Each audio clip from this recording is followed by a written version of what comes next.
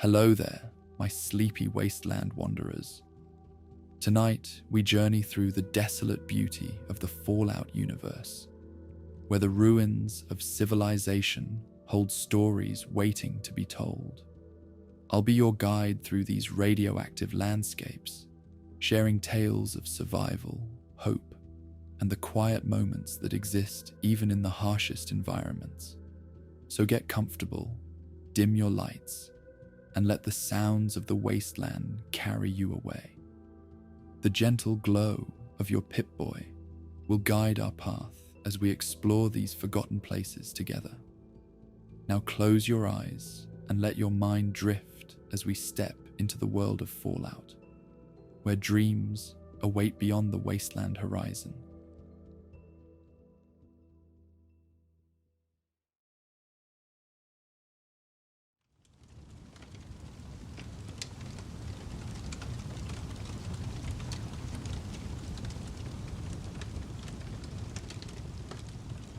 The afternoon sun hung low in the wasteland sky, casting long shadows across the cracked earth of the Mojave Desert. Golden light transformed the harsh landscape, painting weathered rocks and scattered vegetation in warm amber hues.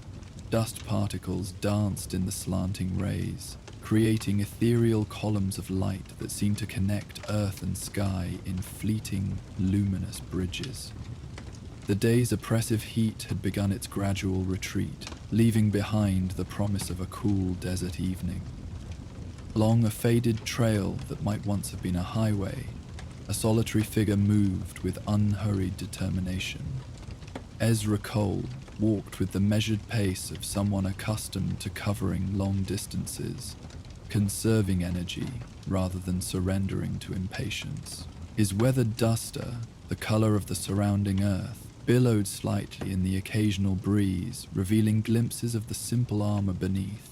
Practical protection assembled from years of wasteland survival, rather than any unified design.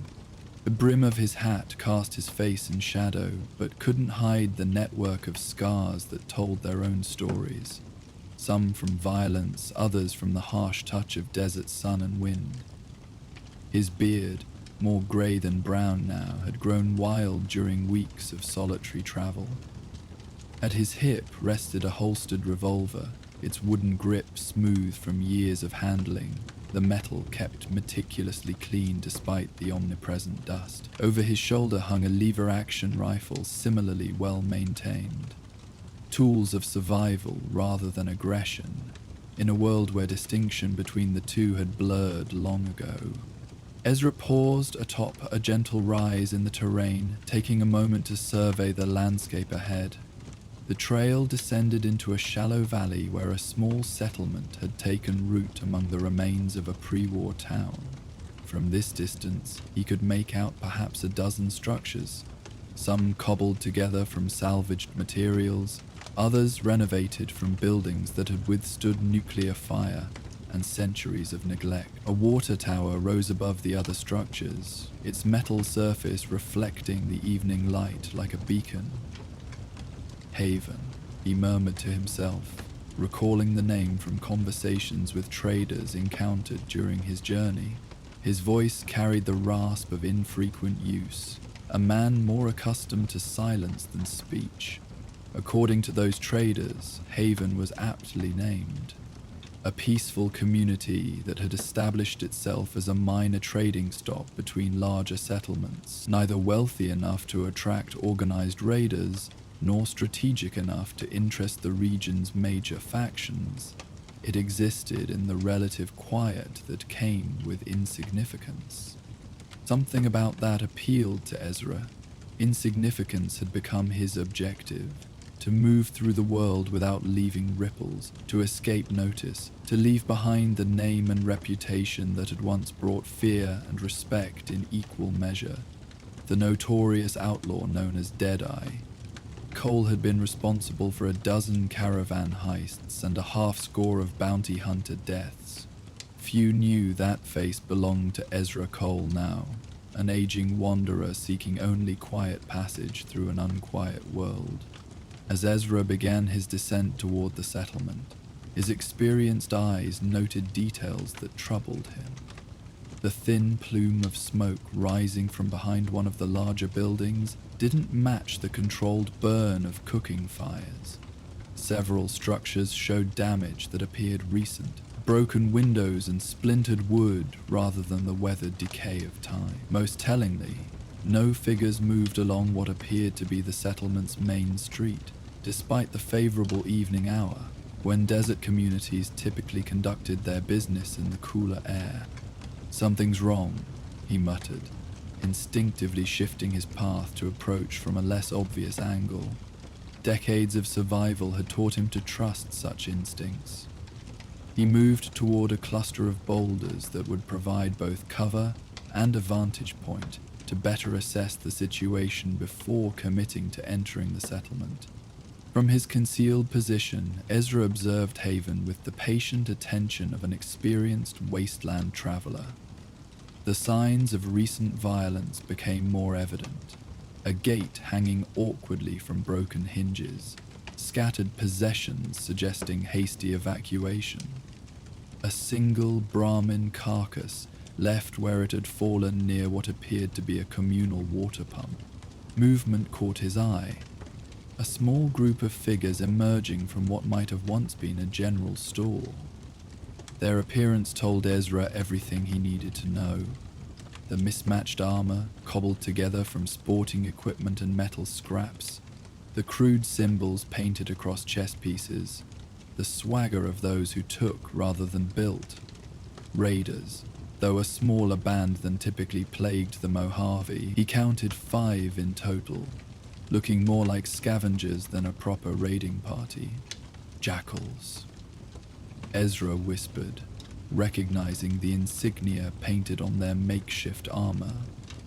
A minor raider gang known more for opportunistic scavenging than organized violence, typically preying on isolated travelers rather than established settlements. Their presence here suggested desperation, or a change in their usual patterns. The raiders moved with the casual confidence of those who believed themselves unchallenged, gathering items from various buildings and depositing them near the center of town. Their voices carried in the still evening air, boasting of their conquest, arguing over particular items, laughing at private jokes. No immediate violence was evident, which struck Ezra as unusual. Raiders typically maintain control through visible brutality. As twilight deepened across the Mojave, Ezra continued his patient observation. Lights appeared in a larger building near the settlement's center, a former municipal structure of some kind, built sturdily enough to have survived both atomic fire and centuries of wasteland weather. Occasionally, raiders would enter or exit, sometimes carrying supplies inward rather than looted goods outward. They're holding people, Ezra realized, the pattern becoming clear. Not a typical raid, but an occupation. The Jackals had taken control of Haven and its inhabitants rather than simply stripping it of valuables and moving on. This explained the lack of visible bodies or extensive destruction. The settlement and its people retained value only while intact. This understanding presented Ezra with the very situation he had spent years avoiding, a choice between involvement and walking away. The path of insignificance demanded he circle around this trouble and continue his journey.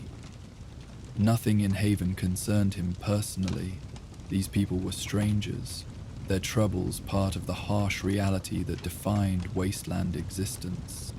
Yet as darkness settled more fully across the landscape, Ezra remained in his concealed position, unable to simply depart.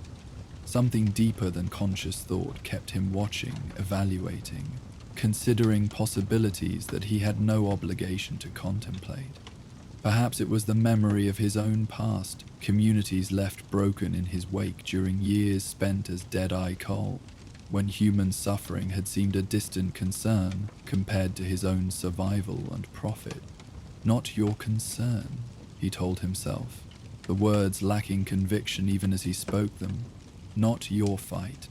But as the night deepened and the raider camp settled into routine, Ezra found himself studying approaches, counting guards, assessing vulnerabilities. The automatic tactical assessment of someone who had conducted his share of raids from the other side. The skills that had once made him a feared outlaw now turned toward a purpose he had not consciously chosen. Dawn found Ezra in a different position, having circled the settlement under cover of darkness to approach from the direction opposite his original vantage point. The morning light revealed more details of Haven's situation. What he had taken for a water tower now appeared to be a combination water storage and windmill pump, the settlement's most valuable resource in the desert environment. A few structures showed fire damage but had been extinguished before becoming completely destroyed. The central building, where he suspected captives were held, had once been a town hall or community center, its concrete construction more resistant to both time and violence than the surrounding structures. The jackals had established a lazy perimeter watch, one raider on the roof of the community center, another patrolling intermittently along what passed for Haven's main street. The others presumably rested inside various buildings, confident in their control of the small settlement. Their complacency suggested this occupation had proceeded without significant resistance. The citizens of Haven either overpowered quickly or unwilling to fight against armed aggressors. Ezra's original plan to pass through, perhaps trade for supplies and continue his journey northwest, had disappeared entirely, replaced by a growing resolution that felt simultaneously foreign and familiar. Foreign because he had spent years avoiding precisely this type of involvement. Familiar because part of him recognized this moment as a crossroads long approaching, perhaps even the purpose toward which his solitary wandering had been leading. Moving with careful silence that belied his age, Ezra approached the settlement's perimeter, where a dilapidated pre-war home provided cover. From this position, he could observe the community center more directly, confirming his suspicion that it served as the raiders' main stronghold and likely held Haven's citizen. As morning advanced, Ezra observed the settlement's patterns with patient attention. The raiders emerged from various buildings where they had spent the night, gathering near the community center for what appeared to be a shared breakfast. Their casual behavior reinforced his assessment of their confidence. Weapons kept within reach, but handled carelessly. Conversation animated without concern for who might overhear. Movement between buildings without cautious observation of surroundings. A new figure emerged from the community center, different from the raiders in both appearance and bearing. An older man, perhaps in his 60s, with the weathered face of someone who had spent decades under the Mojave sun. Unlike the captives Ezra had glimpsed earlier, this man moved without obvious restraint, though the wary distance he maintained from the raiders spoke of his captive status. He carried a pot of what appeared to be coffee, distributing it among the raiders with careful deference. The raiders' leader, distinguished by slightly better equipment and the deference shown by the others, addressed the older man with casual authority. Though too distant to hear the exchange, Ezra could read the dynamics clearly. This was Haven's leader, permitted limited freedom to serve the raiders' needs, while presumably ensuring the cooperation of the other captives. This observation added crucial information to Ezra's developing understanding. The situation in Haven wasn't merely an occupation, but a coercion, the community and its resources being utilized rather than simply plundered. The raiders had established control through force, but maintained it through threat rather than constant violence, using the community's leader as intermediary. As the day progressed, Ezra continued gathering information through careful observation. The pattern of guards changed predictably, raiders relieving each other without discipline or proper coverage during transitions. Captives were occasionally brought from the community center to perform specific tasks, maintaining the water pump, preparing food, tending to the remaining livestock, before being returned to confinement. The raiders themselves showed no particular organization, their control maintained through numbers and weaponry, rather than tactical discipline. By mid-afternoon, Ezra had formulated not just information but perspective. These weren't hardened killers like some raider groups he had encountered during his years in the wasteland. The jackals had always been opportunists rather than sadists, dangerous primarily to the isolated or vulnerable. Their occupation of Haven appeared motivated by the desire for easy living rather than pure destruction, taking control of a functioning community rather than expending effort to build their own. This understanding presented possibilities beyond direct confrontation. The 5 raiders maintained control through intimidation of a presumably larger population. Their complacency suggested they had faced minimal resistance. Their routine had become predictable. All factors that might allow intervention without the bloodshed that would inevitably follow a frontal assault. As evening approached once more, bringing cooling air and lengthening shadows, Ezra made his decision. Walking away remained the safer choice, the path of continued insignificance that had guided his recent years. Intervention meant risk, not just of physical harm, but of returning to patterns he had struggled to abandon. Violence, manipulation, the calculated use of fear that had once been Deadeye Cole's trademark. Yet something within him had shifted during those hours of observation. Perhaps it was the dignity with which Haven's people conducted themselves even in captivity. Perhaps it was the memory of communities he had once helped destroy rather than protect. Perhaps it was simply the recognition that the skills and knowledge of his outlaw past might serve a purpose beyond his own survival. Ezra waited until full darkness before making his move. The raiders had established a small fire near the community center. 3 of them gathered around it, passing a bottle between them. One remained on rooftop watch, though his attention appeared focused more on the conversation below than the settlement's perimeter. The 5th raider had entered a separate building earlier, presumably to sleep before a later watch shift. Moving with the silence that had once made him a feared ambusher of caravans, Ezra approached the community center from its rear, where shadows lay thickest. The building's concrete construction offered fewer entry points than the surrounding structures, but a partially broken window provided both access and insight into the interior. Through it, Ezra could see what appeared to be the main community space. Once perhaps a meeting hall, now serving as improvised confinement for approximately 20 people, ranging from elderly to young children. They sat or lay on blankets spread across the floor, some sleeping despite the circumstances, others speaking in hushed tones, or simply staring at nothing with the vacant expression of those who had surrendered to their situation. One figure moved among them, a woman perhaps in her 40s, offering water from a dented metal pitcher, speaking quiet words of reassurance to those who accepted her attention. Considering his options, Ezra decided against immediate entry. Direct contact might provoke reactions that would alert the raiders. Instead, he circled the building until he located a small side door, likely once an employee entrance to the municipal building. It stood partially ajar, providing limited view of a hallway connecting the main space to smaller offices. No raider guard was visible within, suggesting they relied on exterior watch to maintain control.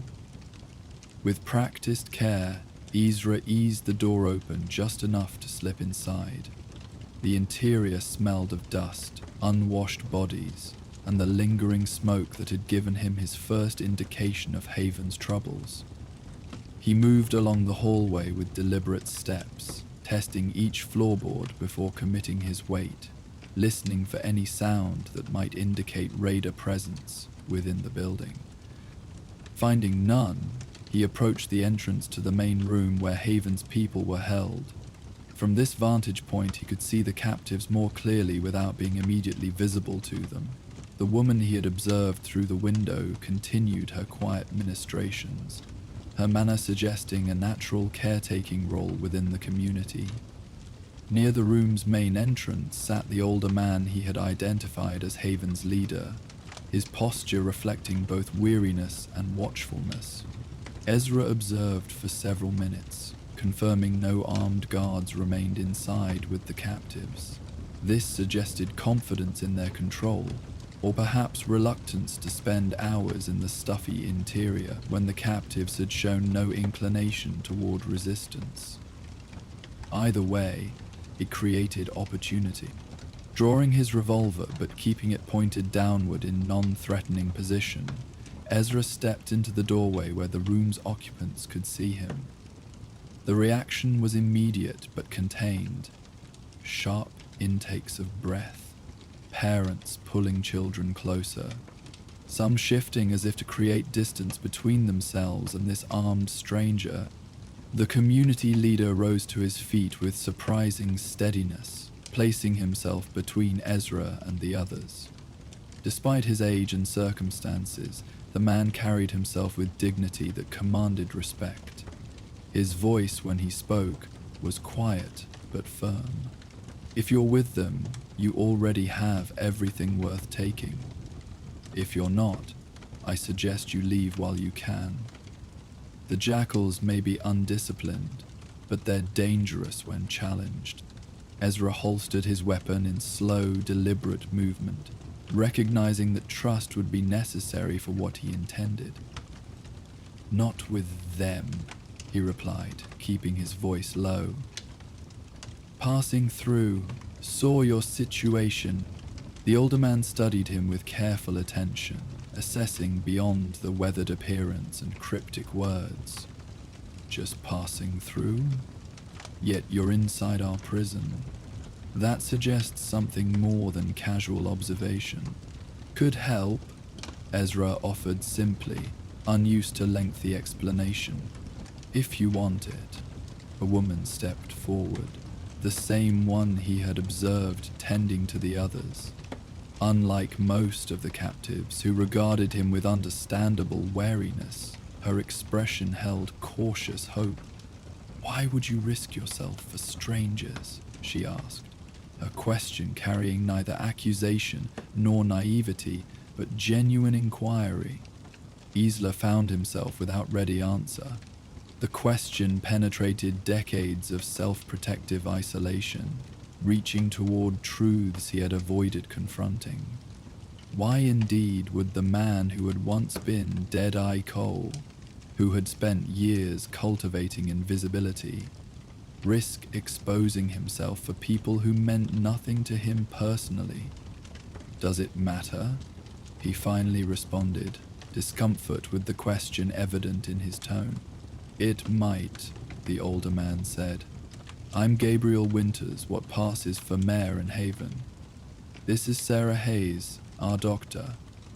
And you would be Ezra, he provided, omitting the surname that might trigger recognition in those familiar with wasteland legends. Just Ezra. Gabriel nodded slowly, seeming to accept the partial identification. Well, just Ezra. If you're offering help, we're in no position to refuse, but I'd like to understand what kind of help you're proposing. There are 5 armed raiders out there, and 23 of us in here, including 8 children. We're not soldiers, and I won't sacrifice my people in some desperate assault. This practical assessment increased Ezra's respect for the mayor. No false bravado or reckless enthusiasm, just clear-eyed evaluation of their situation. It made what he needed to propose both easier and more difficult. Easier because Gabrielle would understand necessity. Harder because the man clearly valued transparency that Ezra was unaccustomed to providing. No assault, Ezra clarified. No need for your people to fight. Jackals aren't hardened killers. They're opportunists. Take away the opportunity, they'll move on. And how exactly do we take away their opportunity? Sarah asked, her practical question reflecting similar pragmatism. They have the guns, the freedom of movement, and control of our water and food supplies. Ezra considered how to explain concepts that came to him through instinct and experience rather than formal planning. Fear and comfort, he finally said. That's what keeps them here. They're comfortable because they've established control without resistance. They maintain that control through fear. Change both factors, they'll reconsider their position. Gabriel exchanged glances with Sarah, communication passing between them without words. You're suggesting we can drive them out without direct confrontation? He asked, clarifying Ezra's cryptic explanation. Yes, Ezra confirmed, but requires cooperation, careful timing, some risk. The mayor studied him for another long moment before gesturing toward a side area where they could speak without being overheard by the entire group. Then perhaps you should explain exactly what you have in mind, just Ezra, because while we're desperate enough to accept help, we're not foolish enough to follow blindly. For the next hour, as raiders occasionally passed within earshot of the building's exterior, Ezra outlined his approach in quiet conversation with Gabriel and Sarah. He explained how the raiders' complacency created vulnerability, how their predictable patterns offered opportunity, how psychological leverage could accomplish what direct force could not. With each explanation, he revealed more of the tactical thinking that had once made him a successful outlaw, now turned toward liberation rather than exploitation. By the time moonlight streamed through the building's windows, painting silver rectangles across the worn floor, they had formulated not just a plan, but an understanding. Gabriel would coordinate his people's specific roles. Sarah would prepare for possible injuries, despite hopes of avoiding violence. Ezra would handle the elements that required individual action during the night. It might work, Gabriel acknowledged, his tone suggesting he had considered and accepted the calculated risks involved. But it depends heavily on your ability to move undetected and act decisively. Why should we trust that you possess those capabilities? The question hung between them, reasonable but complicated by the truths Ezra preferred to leave unspoken. After decades evading his past, he found himself in position where partial honesty became necessary for practical success. Because I've been on both sides, he admitted finally. Was an outlaw once. Did worse than what these raiders are doing. Know how they think, because I used to think the same way. Instead of the revulsion or fear he half expected, Gabriel's expression showed thoughtful consideration. Reformed outlaw offering redemption, he mused, a hint of irony in his voice. Either poetic justice or extremely poor judgment on my part. Since we have limited options, I'm choosing to believe the former. Sarah studied Ezra with the evaluating gaze of someone accustomed to assessing character through observation. People can change, she said simply. Sometimes they need opportunity to prove it, to themselves as much as others. A perception uncomfortably close to truths Ezra hadn't articulated even to himself. He responded with a curt nod before turning toward practical matters. Need to move now, while night provides cover.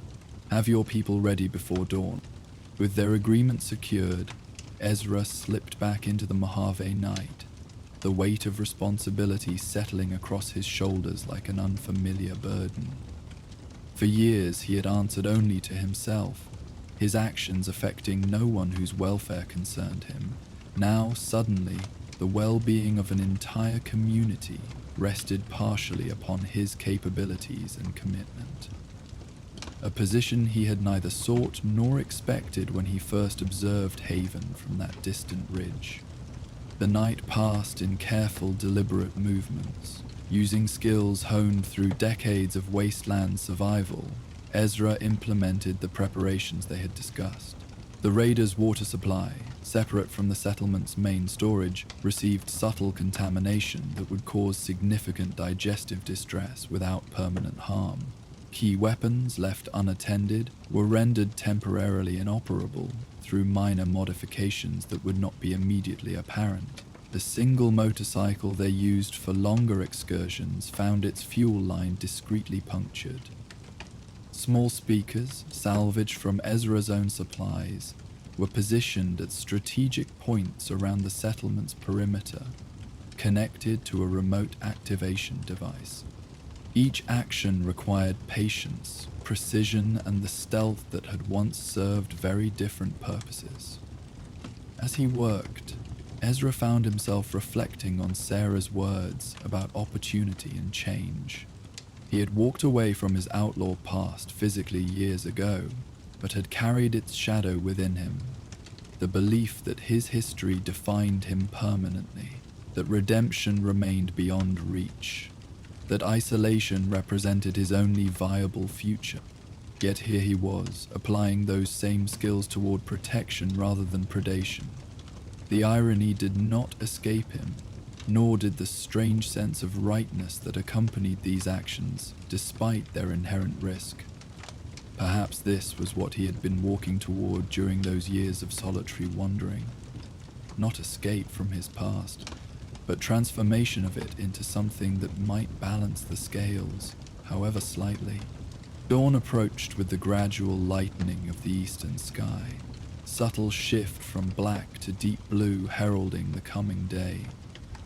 Ezra completed his final preparations and returned to the community center, slipping inside to find Gabriel and Sarah organizing their people with quiet efficiency.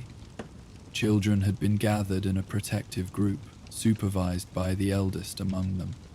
Adults had organized necessary possessions into manageable bundles. Faces that had shown resignation the previous evening now displayed nervous determination. Not confidence exactly, but willingness to act when opportunity arose.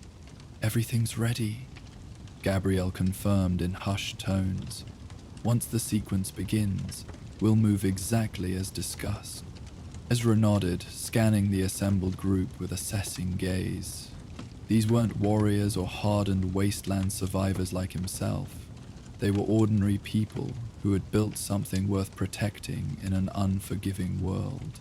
Their courage lay not in seeking conflict, but in persisting despite it, creating community when isolation would have been easier, building rather than merely surviving.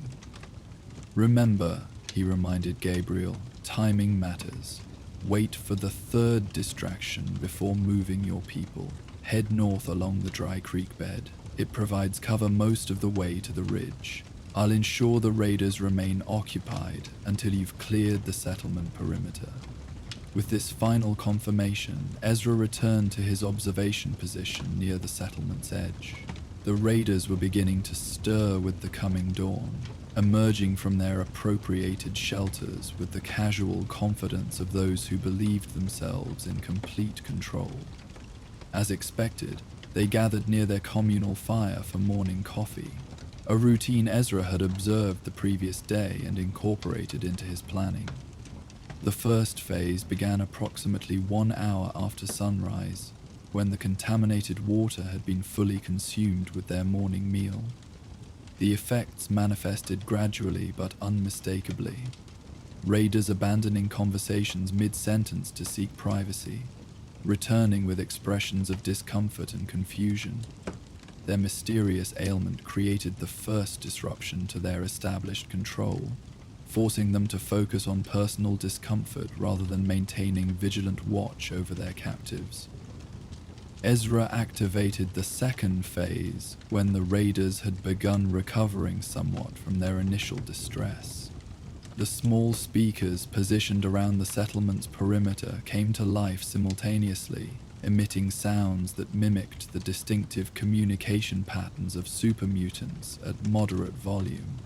Not loud enough to immediately reveal their artificial nature, but sufficient to suggest the approach of a significant force from multiple directions. The effect on the raiders was immediate. Already unsettled by their unexplained illness, they reacted with alarm to this new apparent threat. They scrambled for weapons, shouting contradictory orders to each other, their former complacency shattered by the suggestion of danger beyond their capability to address. When several discovered their weapons malfunctioning, confusion transformed into beginning panic. From his position, Ezra could see Gabriel watching through the community center window, awaiting the signal for their escape. The moment approached for the third phase, the distraction that would provide opportunity for Haven's people to flee while the raiders remained fully occupied. With careful aim, Ezra used his rifle to strike the settlement's metal water tower. The shot created a resonating boom that echoed across the small valley. He followed immediately with 2 more shots placed to suggest attack from the direction opposite the captives' planned escape route. The raiders responded predictably, taking cover and focusing their attention toward the perceived threat, away from the community center and its occupants. Through his scope, Ezra saw Gabriel finally leading his people from captivity, a quietly organized procession moving with purpose rather than panic, exactly as they had planned. They maintained the disciplined silence they had promised, understanding that sound might betray their escape, despite the distractions Ezra had created. Maintaining his position, Ezra continued providing covering distraction. Occasional shots placed to maintain the raiders' focus in the wrong direction.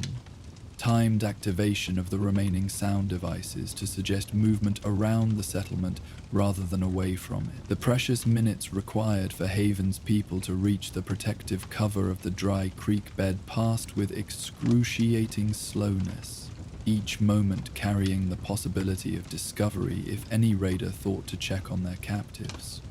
Finally, through his scope, Ezra confirmed what he had been waiting for. The last of Haven's people disappearing beyond the ridge that marked the settlement's northern boundary.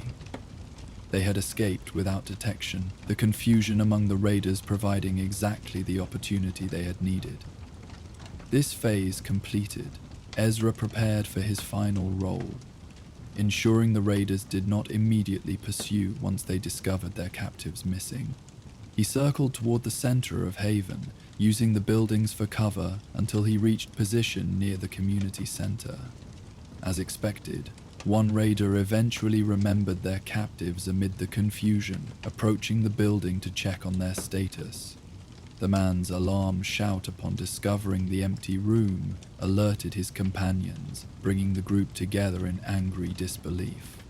"They're gone," the raider exclaimed, gesturing wildly toward the vacant building. "All of them. Vanished like fucking ghosts." The leader cursed impressively, his previous confidence transformed to frustrated rage. "Spread out. They can't have gotten far. Find them before..." His order remained unfinished as Ezra deliberately revealed himself, stepping into view with rifle raised but not yet aimed directly at any raider. His appearance created immediate reaction. Weapons swinging in his direction, though not immediately firing, caution born of uncertainty about this unknown factor in their already confusing situation. "Looking for something?" Ezra asked, his voice carrying across the distance between them with deceiving calm. The raider leader recovered quickly from surprise, bravado reasserting itself as he evaluated this single apparent threat. "Who the fuck are you?" "Someone giving you a choice," Ezra replied, maintaining his position with the steady posture of someone entirely comfortable in hostile confrontation. "Leave now, everyone walks away. Stay, things get complicated." Laughter rippled through the raider group, though it carried nervous undertone beneath attempted derision. "One old man against 5 of us?" the leader scoffed. Those aren't odds I'm worried about. Ezra allowed a slight smile that never reached his eyes. With deliberate movement, he pushed back his hat, allowing full view of his face in the morning light. You sure about those odds, boy? Take a good look before you decide. The change in the raider's demeanor came gradually, then suddenly, initial dismissal transforming to uncertainty, then widening recognition in at least two faces. The wasteland preserved its legends through stories told around campfires and in settlement bars, descriptions passed between travelers and warnings shared among those who lived outside civilization's fragile boundaries. Not all would recognize the aging face of Deadeye Cole, but enough remembered the stories to spread fearful recognition through their group. No way, one reader murmured, lowering his weapon slightly. Thought you were dead. Disappointed? Ezra asked, deliberate ambiguity in the question. The Raider leader maintained his defensive posture, but with visibly less confidence. Could be anyone, he insisted, though his tone suggested he sought to convince himself as much as his followers. Deadeye Cole is just stories now. Want to test that theory? Ezra asked quietly. 5 shots, 5 bodies. Wouldn't be the first time. The statement hung in the morning air, tense silence stretching between them as the raiders evaluated their options. Ezra knew the calculations running through their minds, weighing the potential truth of his identity against the risk of finding out definitively, considering the mysterious illness that had struck them, the apparent super-mutant presence nearby, their missing captives, and now this unexpected confrontation.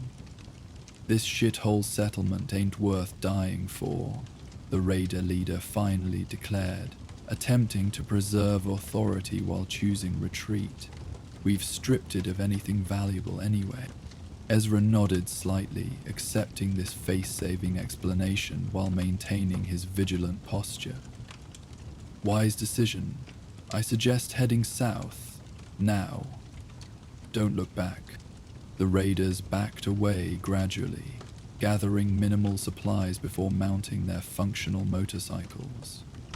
The leader maintained defiant glare until the last moment, attempting to preserve some semblance of dignity in retreat. "This isn't over," he called back, the empty threat hanging hollow in the morning air.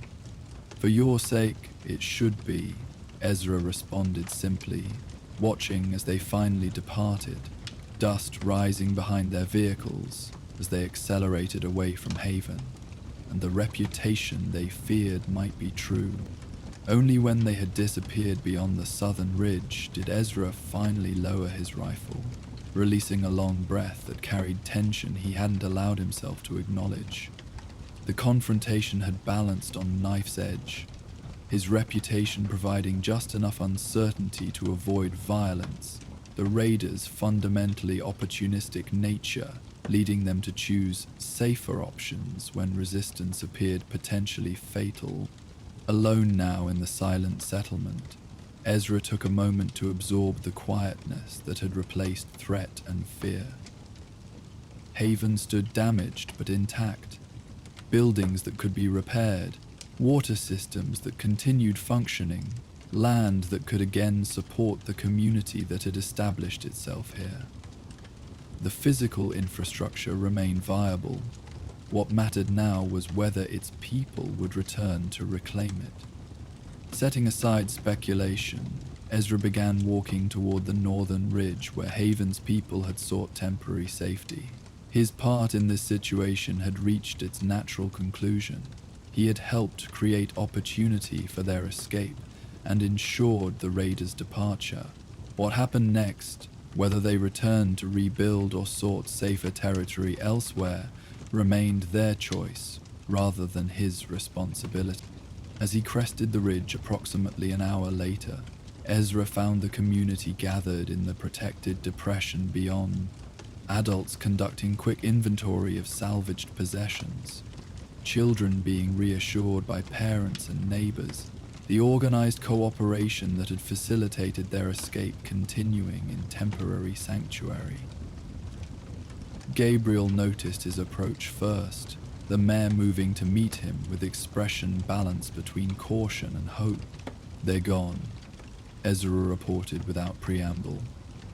"Left, heading south. Took most of their equipment, but nothing that can't be replaced. Settlement is secure." Relief washed visibly across Gabriel's weathered features. "No violence?" "No," Ezra confirmed. "Just persuasion." Gabriel studied him with thoughtful attention before speaking again. "You used your reputation. I thought your name seemed familiar when you only gave part of it. Dead-eye cold, if I'm not mistaken." The directness of the statement created momentary tension in Ezra's posture.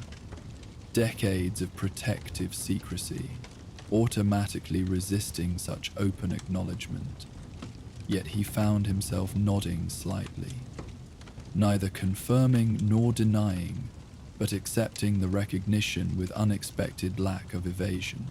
"The stories get exaggerated," he said finally, "but sometimes they're useful." "Indeed they are," Gabriel agreed, "though I suspect the man before me has changed considerably from the one in those stories."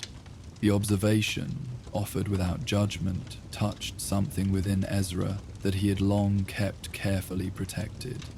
The possibility that change might be recognized by others, that redemption might exist not just as abstract concept, but as acknowledged reality, represented territory more dangerous than any wasteland he had traversed.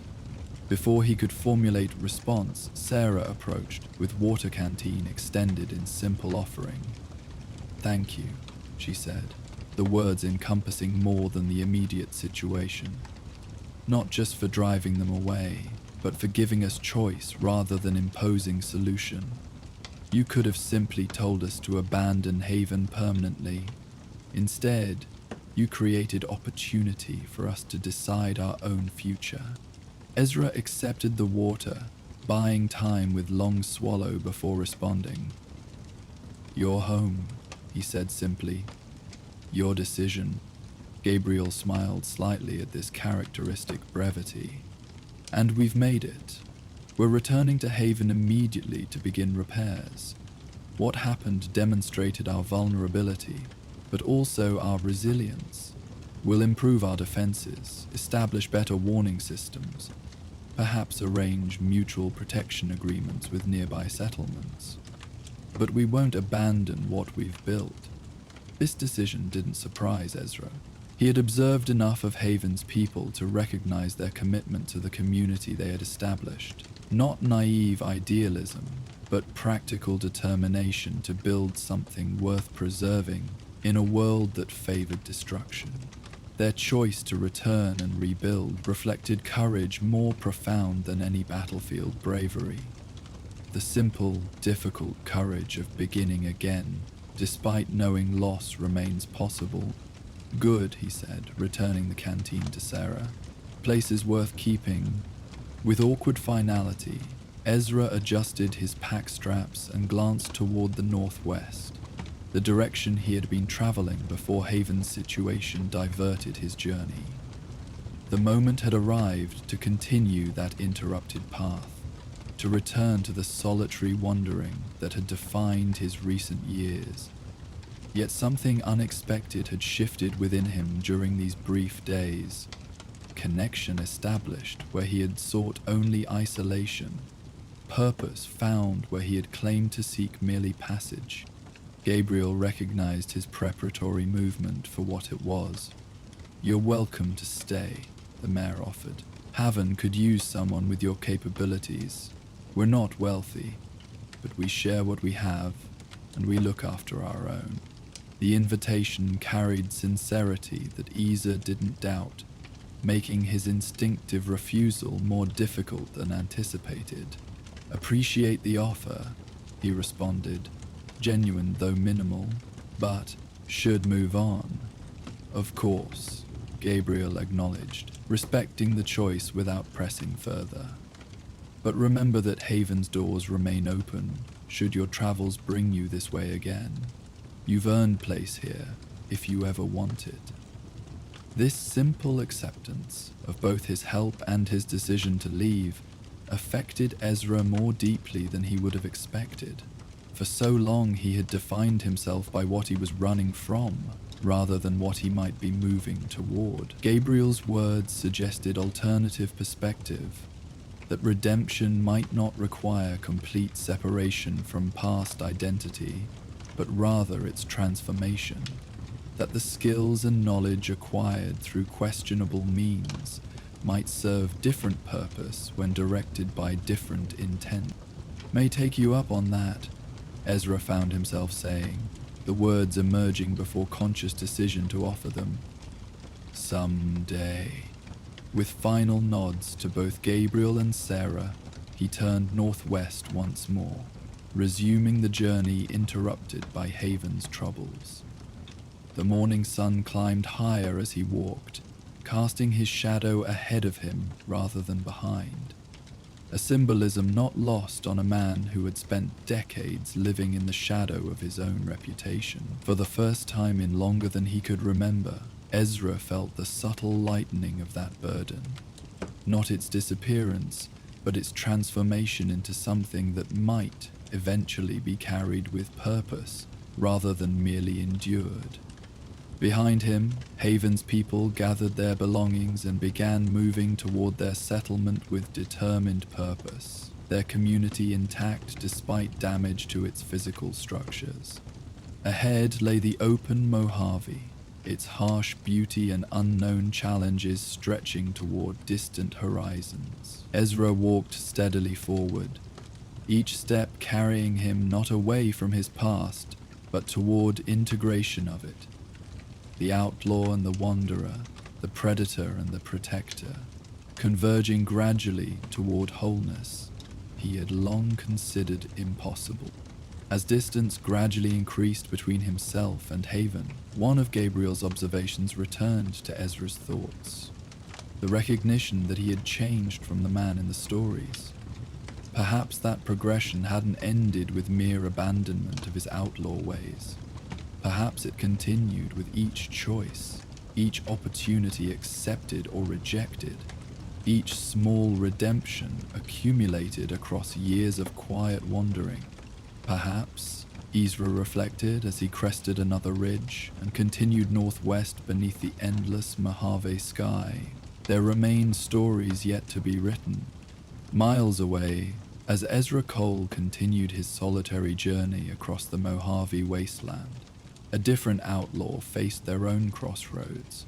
A notorious figure with a substantial bounty on their head found themselves unexpectedly becoming a symbol of resistance for a small settlement, crushed under the boot of oppressive authority. As Ezra's path faded into the horizon, our attention turns to this new tale of reluctant leadership and the burden of notorious reputation. Join us for The Wanted Man.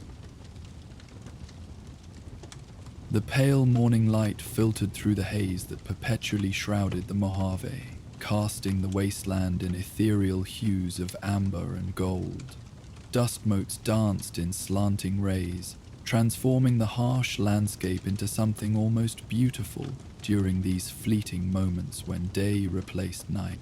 In the shadow of a collapsed highway overpass, Marcus Reed sat perfectly still, his back pressed against concrete as he listened for any sound that might signal approach. His practiced ears could distinguish between harmless radroaches, distant predators, and the deliberate movement of human hunters. For 3 days he had maintained this pattern, moving at dawn and dusk, concealed during daylight, traveling under darkness with methodical caution. At 37, Marcus had spent nearly half his life as what the New California Republic classified as a priority criminal element, bureaucratic terminology for one of the most wanted men in the Western Territories. The bounty on his head had increased steadily over the years. From modest sum after his first caravan heist, to substantial reward now promised for his capture. He checked his weathered Pip-Boy, screen dimmed to minimum illumination, one of many precautions that had kept him alive when others with similar classifications had met their end. The device showed no proximity alerts from perimeter sensors he had deployed. Still, experience had taught him that technology served best as supplement to instinct rather than replacement. His face, once youthful enough to inspire underestimation, had weathered into sharp angles and permanent vigilance, a map of survival etched in subtle scars and watchful eyes. The leather armor he wore bore no identifying marks, nothing distinguishing him from any other wasteland traveler equipped for survival rather than style. The pursuit had intensified beyond normal patterns 2 weeks ago, becoming focused and relentless. Someone had identified him, reported his location, and now the most determined bounty hunter he had encountered in years tracked his movement with unsettling precision. Zeke Harding. The name provoked grudging respect even as it necessitated constant vigilance. Unlike most bounty hunters who relied on brute force, Harding employed methodology that mirrored Marcus's own. Patience, preparation, tactical assessment. Their clash had become chess rather than simple pursuit, each anticipating the other's likely movements, setting traps only to find them elegantly avoided. A subtle shift in ambient sound brought Marcus to immediate alertness. He reached for his modified 10mm pistol, a weapon chosen for reliability rather than power. The sound did not repeat, but instinct kept him motionless, controlling even his breathing as he focused on potential approach vectors. 3 minutes passed before Marcus permitted himself slight relaxation. Nevertheless, his brief rest had ended. Time to move again, maintaining separation between himself and pursuit that had gradually diminished despite his best efforts. Rising with fluid economy of movement, Marcus gathered his minimal equipment: water in radiation-shielded containers, dried provisions, ammunition distributed for rapid access, medical supplies focused on trauma treatment. Everything essential, nothing extraneous. He checked his Pip-Boy map, considering options methodically. Southwest led toward NCR-controlled territories where his bounty notice would be displayed in every settlement. North meant Legion territory, equally dangerous.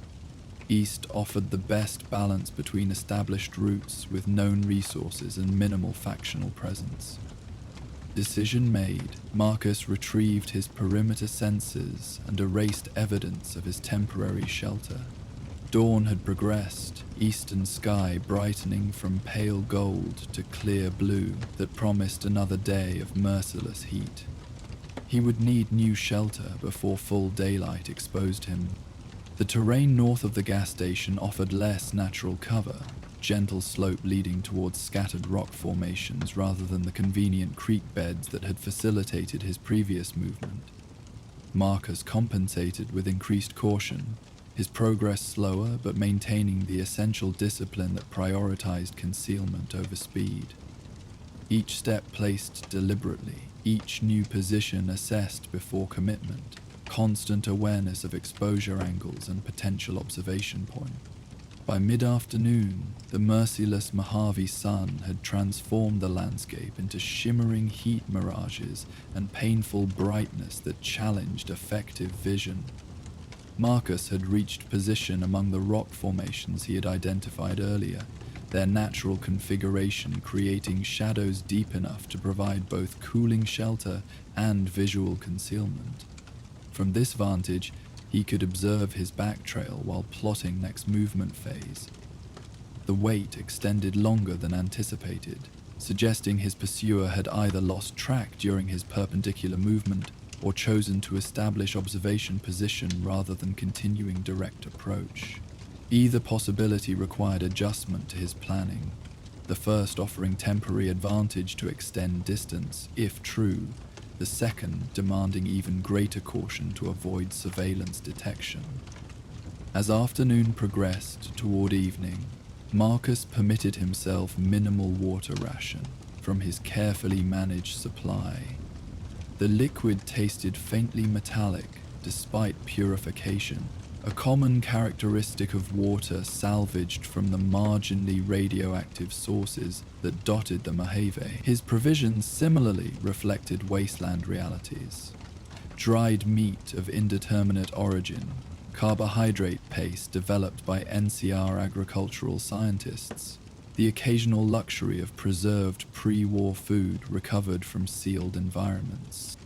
The sun had begun its western descent, shadows lengthening across the cracked earth when movement finally registered on his perimeter sensors.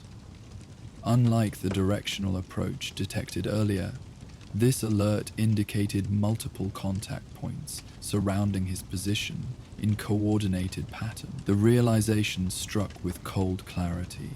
Harding had not lost his trail during the perpendicular movement, but had instead used the delay to establish encirclement, methodically positioning to eliminate escape routes before revealing his presence. Chess indeed, and Marcus now faced potential checkmate. Direct confrontation against multiple opponents contradicted his survival priorities. Continued concealment offered diminishing probability of success as the encirclement tightened. Surrender remained theoretical option, but carried unacceptable certainty of outcomes. NCR detention, followed by systematic legal process that would inevitably lead to execution for his most significant crimes against Republic interests. As Marcus assessed increasingly limited options, new sound intruded on his tactical consideration. Distinct crack of gunfire from direction opposite his pursued back trail. Not the measured shots of bounty hunters establishing containment perimeter, but the chaotic pattern of uncoordinated combat. His Pip-Boy sensors registered additional movement, multiple signatures approaching from northeast, their pattern suggesting pursuit rather than coordinated advance. The situation had gained unexpected complexity. Marcus activated enhanced audio receptors on his Pip-Boy, focusing toward the gunfire source.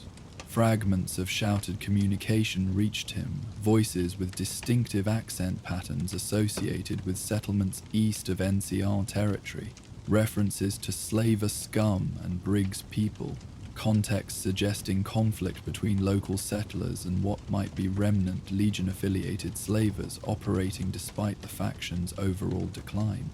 This developing situation created both additional risk and potential opportunity. The combat would likely draw attention from his pursuers, perhaps even necessitate their involvement if the conflict expanded. Yet movement during active combat carried its own dangers. Crossfire, mistaken identity, the chaotic unpredictability that made battlefield navigation lethal even for non-participants. Decision coalescing through practiced risk assessment, Marcus gathered his equipment and began controlled movement north-northeast direction that would skirt both the active combat zone and the encirclement pattern his sensors had detected. The approach of darkness would soon provide additional concealment advantage, though artificial light from weapons fire might create unpredictable illumination patterns in the combat area. His progress maintained the disciplined caution that had preserved his freedom through years of pursuit, each movement preceded by comprehensive environmental scan, each new position selected for both immediate concealment and subsequent exit options. The sounds of combat continued intermittently, suggesting protracted engagement rather than quick resolution, advantageous for his immediate purpose, but potentially creating wider alert that might complicate future movement. Darkness had almost completely claimed the Mojave when Marcus detected new development through his Pip-Boy sensors. A group separating from the main combat engagement, moving in scattered retreat pattern consistent with defeat and disorganization. Their vector would intersect his planned route within approximately 15 minutes at current speeds, creating unavoidable proximity unless he significantly altered course. The tactical situation shifted yet again when Marcus's audio receptors detected new sounds. The distinctive whine of vertibird engines approaching from western vector, likely NCR response to reported combat activity. This aerial asset would transform the pursuit dynamics entirely, its thermal imaging capability eliminating the concealment advantage darkness provided against ground-based pursuit.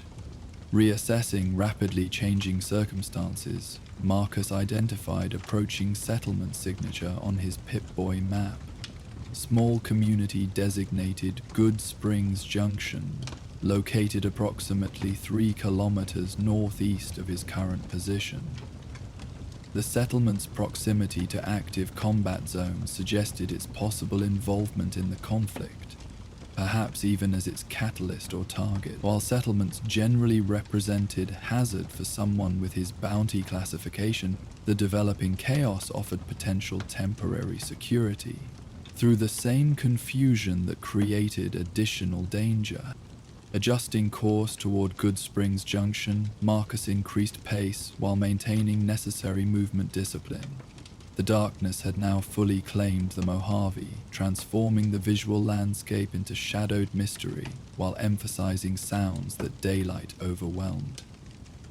The subtle whisper of wind through rock formations, distant calls of nocturnal predators, the gradual diminishing of combat noise as he established distance from that engagement. The vertibird sounds similarly faded behind him, suggesting the NCR aerial asset had prioritized the combat site over wider search pattern. Logical allocation of resources, but creating only temporary advantage that would inevitably shift once the primary situation resolved. Marcus had experienced enough pursuits to recognize the pattern. NCI would secure the combat site, establish situation control, gather intelligence from participants, then resume prioritized objectives including outstanding bounties in the region. His time advantage measured in hours rather than days. If Harding communicated with the NCR response force, that window would narrow further. The bounty hunter had demonstrated both the connections and professional courtesy to leverage official resources when advantageous to his pursuit. Goodsprings Junction appeared ahead as subtle collection of lights against the Mojave darkness, not the bright illumination of major settlements with reliable power generation, but the gentle glow of limited electrical systems, supplemented by traditional fire sources. As Marcus approached its perimeter, he noted defensive measures that reflected frontier pragmatism rather than military engineering. Salvaged metal barricades positioned at key access points, elevated observation platforms at strategic positions, the scattered placement of structures that eliminated direct lines of approach to critical resources. Standard precautions for wasteland settlements, neither particularly impressive nor notably inadequate, designed to discourage opportunistic raiders rather than repel determined military assault. Marcus approached with appropriate caution, avoiding main access routes while assessing patrol patterns and surveillance coverage. The settlement's security appeared focused primarily outward, toward the combat zone he had left behind, creating tactical gaps he could exploit for undetected entry. His intention had initially focused on temporary proximity rather than actual infiltration, using the settlement's electronic and thermal signatures to mask his own, while establishing new direction that would confuse pursuit. But as he observed Goodsprings Junction from a concealed vantage point, Marcus noted concerning indicators of potential vulnerability. Defensive positions inadequately staffed, visible anxiety among those sentries he could observe, movement patterns suggesting response preparation rather than standard operation. The implications aligned with fragments overheard during the earlier combat. This settlement likely stood as potential target for whatever slaver elements had engaged with settlement defenders in the encountered conflict zone. If that assessment proved accurate, Goodsprings Junction faced imminent threat beyond its apparent defensive capability. This realization created ethical complexity beyond Marcus's immediate survival considerations. His outlaw classification stemmed primarily from crimes against NCR economic interests, caravan heists targeting corporate shipments rather than individual travelers, bank operations that held Republic currency reserves, occasionally strategic resource operations whose disruption created leverage for negotiating concessions for frontier communities neglected by central NCR. Violence had sometimes proved necessary during these operations, but Marcus had maintained personal discipline that minimized casualties and avoided civilian targeting. Principles that distinguished him from the murderous raiders who preyed on wasteland settlements without such ethical constraints. These principles had occasionally cost operational advantages, but preserved the distinction he maintained between outlaw and simply predator. The potential threat to Goodsprings Junction presented direct challenge to this ethical framework. Intervention would create significant risk, potentially exposing him to both slavers and bounty hunters. Non-intervention might condemn the settlement to harsh fate if his assessment proved accurate. As Marcus weighed these considerations, movement at the settlement's main entrance drew his attention. A group entering with hesitant body language of combat defeat. Their appearance as they passed through limited illumination showed ordinary settlers rather than dedicated fighters, some supporting wounded companions, all showing exhaustion of those who had faced combat beyond their preparation. Their arrival transformed the settlement's activity, creating focused response as wounded received attention and defensive positions adjusted. Marcus observed this from concealment, confirming both his threat assessment and the settlement's vulnerability. Limited medical capability, inadequate personnel for comprehensive defense, leadership that appeared determined but lacking tactical experience. Marcus's decision crystallized through methodical assessment, weighing factors with unsentimental clarity. He would enter Goodsprings Junction, offer tactical assistance against the slaver threat, then extract before NCR presence reached the settlement. The approach balanced ethical responsibility with practical survival. Using gaps in perimeter security, Marcus entered with practiced stealth that revealed concerning vulnerabilities even as it facilitated his progress toward the settlement's central gathering area, a partially enclosed space where returned defenders clustered around makeshift medical stations, while others distributed weapons and ammunition in preparation. At the center stood a woman, perhaps in her 40s, weathered features set in determined expression as she directed preparations. Unlike the anxious civilians around her, she moved with purposeful efficiency of someone familiar with combat situations, her instructions specific despite the chaotic environment. The visible respect shown by others suggested leadership established through demonstrated capability rather than merely formal authority. Marcus observed from concealed position behind supply crates, gathering information before revealing himself. The woman, Sarah, based on how others addressed her, clearly understood their situation with unsentimental clarity, her instructions focusing on realistic defense rather than hypothetical victory. She positioned personnel according to capabilities, established fallback positions, and ensured non-combatants understood evacuation routes. Decision made, Marcus emerged from concealment with movement designed to demonstrate non-hostile intent, while maintaining distance to prevent immediate threat perception. "Hold position," he called, keeping hands visible. "Not here to cause trouble, here to help." Sarah stepped forward, her own weapon raised but with controlled discipline suggesting combat experience. "Identify yourself and explain how you bypassed our perimeter security," she demanded, voice carrying calm authority. "Name's Marcus," he offered, providing real identity despite recognition risk instincts suggesting honesty would prove more effective with this leader. "Your perimeter has gaps along the eastern approach.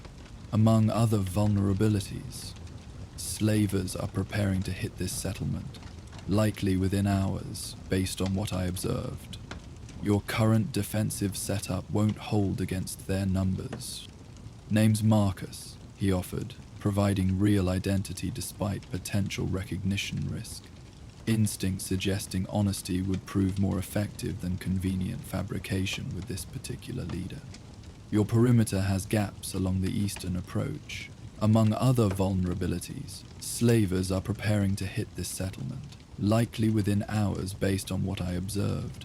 Your current defensive setup won't hold against their numbers."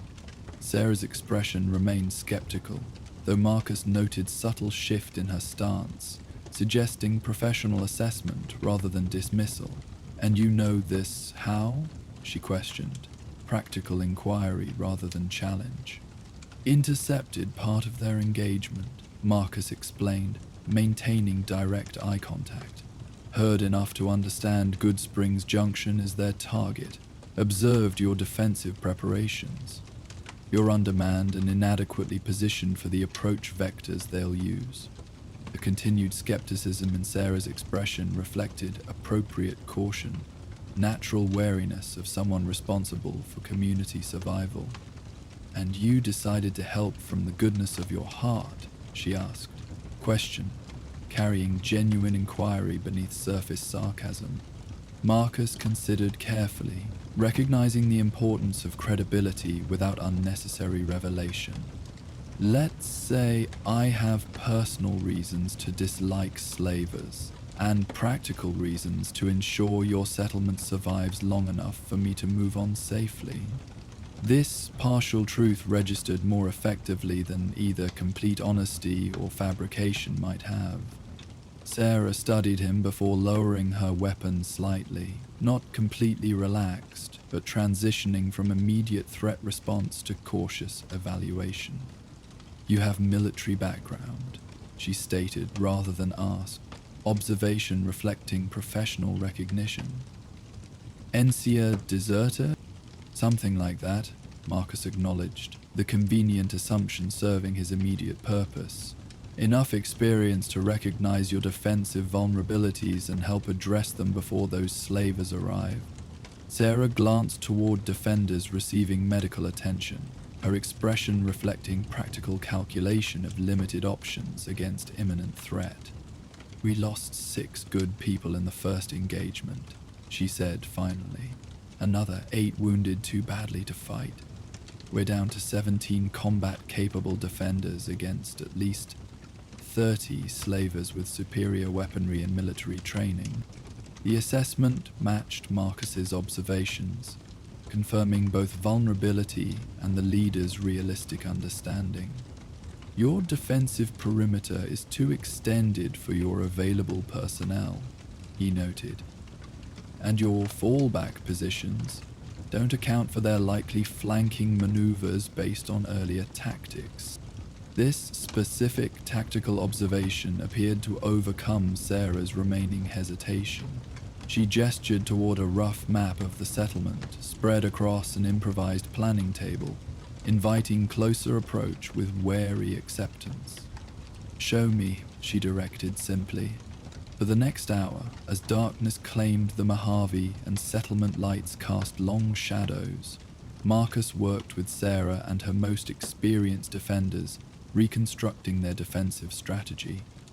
He identified critical vulnerabilities in their original plan, suggested repositioning that would maximize limited personnel, and recommended specific countermeasures against slaver tactics observed during the earlier engagement. As preparations neared completion, a young settler monitoring communications approached Sarah. "Radio intercept from the slaver frequency. he reported quietly. They're mobilizing, approaching from south and southeast, estimated arrival within 30 minutes.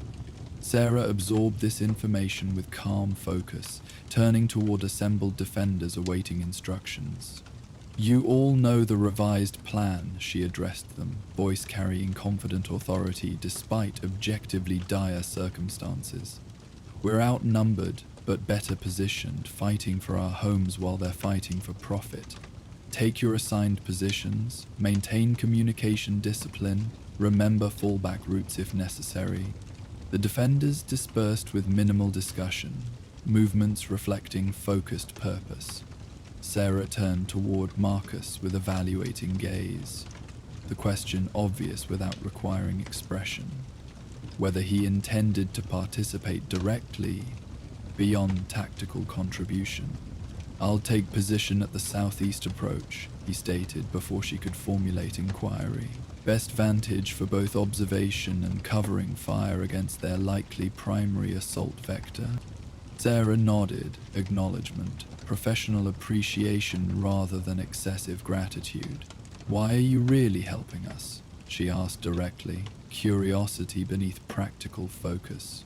You're clearly not local, have no connection to Goodsprings Junction, and possess tactical knowledge beyond typical wasteland experience. Marcus considered carefully, weighing truth against prudence in situation where trust might prove essential. Let's say I understand what it means to be hunted, he offered, to have freedom threatened by those with superior resources and official sanction. Different context, similar underlying dynamic. This partial revelation registered with Sarah in ways more complete explanation might not have. You're running from something, she observed with perception suggesting personal familiarity. Or someone. Always, Marcus acknowledged simply. But that doesn't change the immediate situation. Your people need every advantage against what's coming. Sarah held his gaze before offering decisive nod. Southeast approach, she confirmed. Jenkins will maintain communication link. Fall back to central gathering if perimeter defense fails. She hesitated briefly before adding, whatever you're running from, Goodsprings Junction, doesn't forget those who stand with us when it matters. Marcus moved to his assigned position with careful attention, mapping potential exit routes even while preparing for immediate engagement. The defensive position had been enhanced during preparations. Sandbags reinforcing natural elevation advantage, clear fire lanes established, communication equipment positioned for reliable contact without compromising concealment. The first indication of slaver approach came through subtle vibration detected by perimeter sensors. Marcus had contributed. Ground movement consistent with coordinated advance. This early warning provided crucial advantage, allowing defenders to prepare without revealing awareness of impending attack. Southeast approach confirms movement, Marcus transmitted. Pattern suggests coordinated advance under noise discipline. Estimate initial contact within 3 minutes if current vector maintained. Sarah's acknowledgement came with the same calm authority. All positions maintain stealth protocol. Hold fire until primary target reaches designated engagement point. Confirm understanding.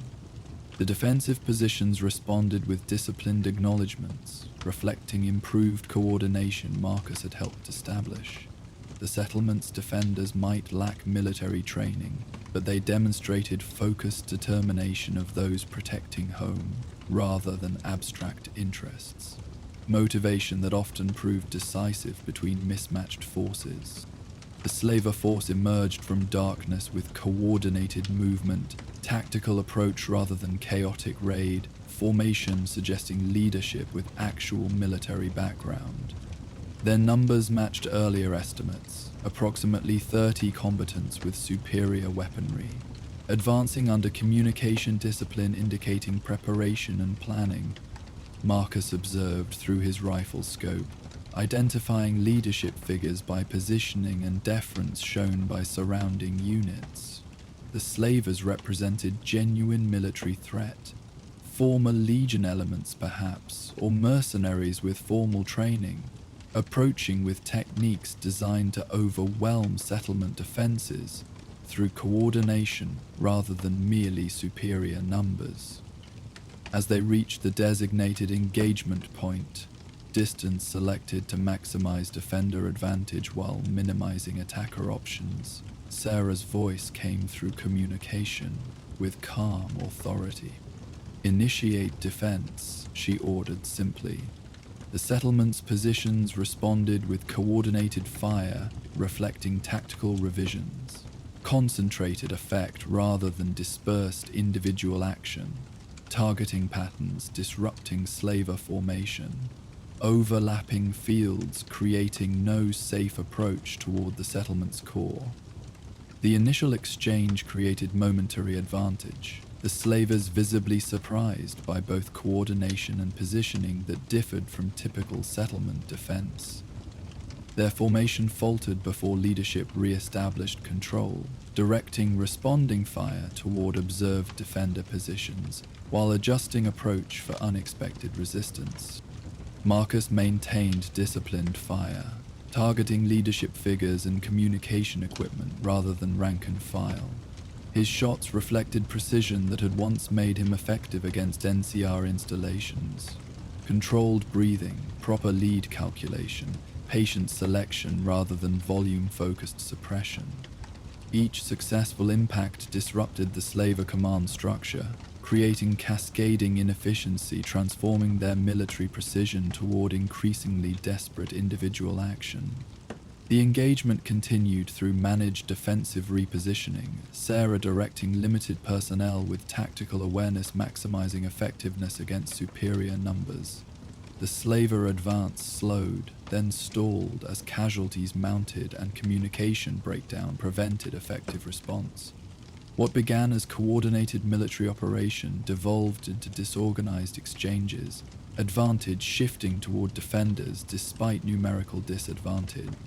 The engagement reached decisive point approximately 30 minutes after contact, the slaver force having suffered sufficient casualties and coordination breakdown to lose offensive capability. Their remaining leadership directed controlled withdrawal rather than continuing increasingly futile assault. The settlement's defenders maintained disciplined fire during this retreat, ensuring the withdrawing force understood pursuit would extract further cost should they contemplate renewed attack. As the slavers disappeared into darkness beyond the settlement's illumination perimeter, Sarah's voice came through with calm authority, untinged by premature celebration. "Maintain defensive positions, possible feint rather than actual withdrawal. Confirm continued observation across all approaches." The defenders acknowledged with the same discipline that had characterized their operation, maintaining vigilance despite natural tendency toward relaxation after apparent victory. Marcus similarly maintained position, though his attention had partially shifted toward new consideration: the NCR presence that would inevitably extend to Goodsprings Junction following combat of this magnitude. His Pip-Boy sensors confirmed approaching aerial assets consistent with NCR vertibird deployment, their vector suggesting response to the settlement engagement. The timeline for his necessary departure had compressed significantly, ethical obligation fulfilled, while practical survival considerations reasserted priority. As if confirming this assessment, the communication link activated, with Sarah's voice addressing him specifically. "NCR response incoming from northwest," she informed him, the direct nature suggesting she understood his particular concern regarding official attention. "Estimated arrival within 15 minutes based on current vector and speed. Thought you should know."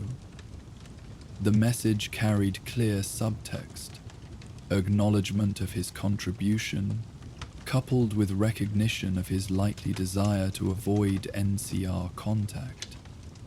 This perception further confirmed Marcus's impression of Sarah as someone familiar with circumstances necessitating avoiding official attention. Acknowledged, Marcus responded, the single word sufficient between those who understood practical realities.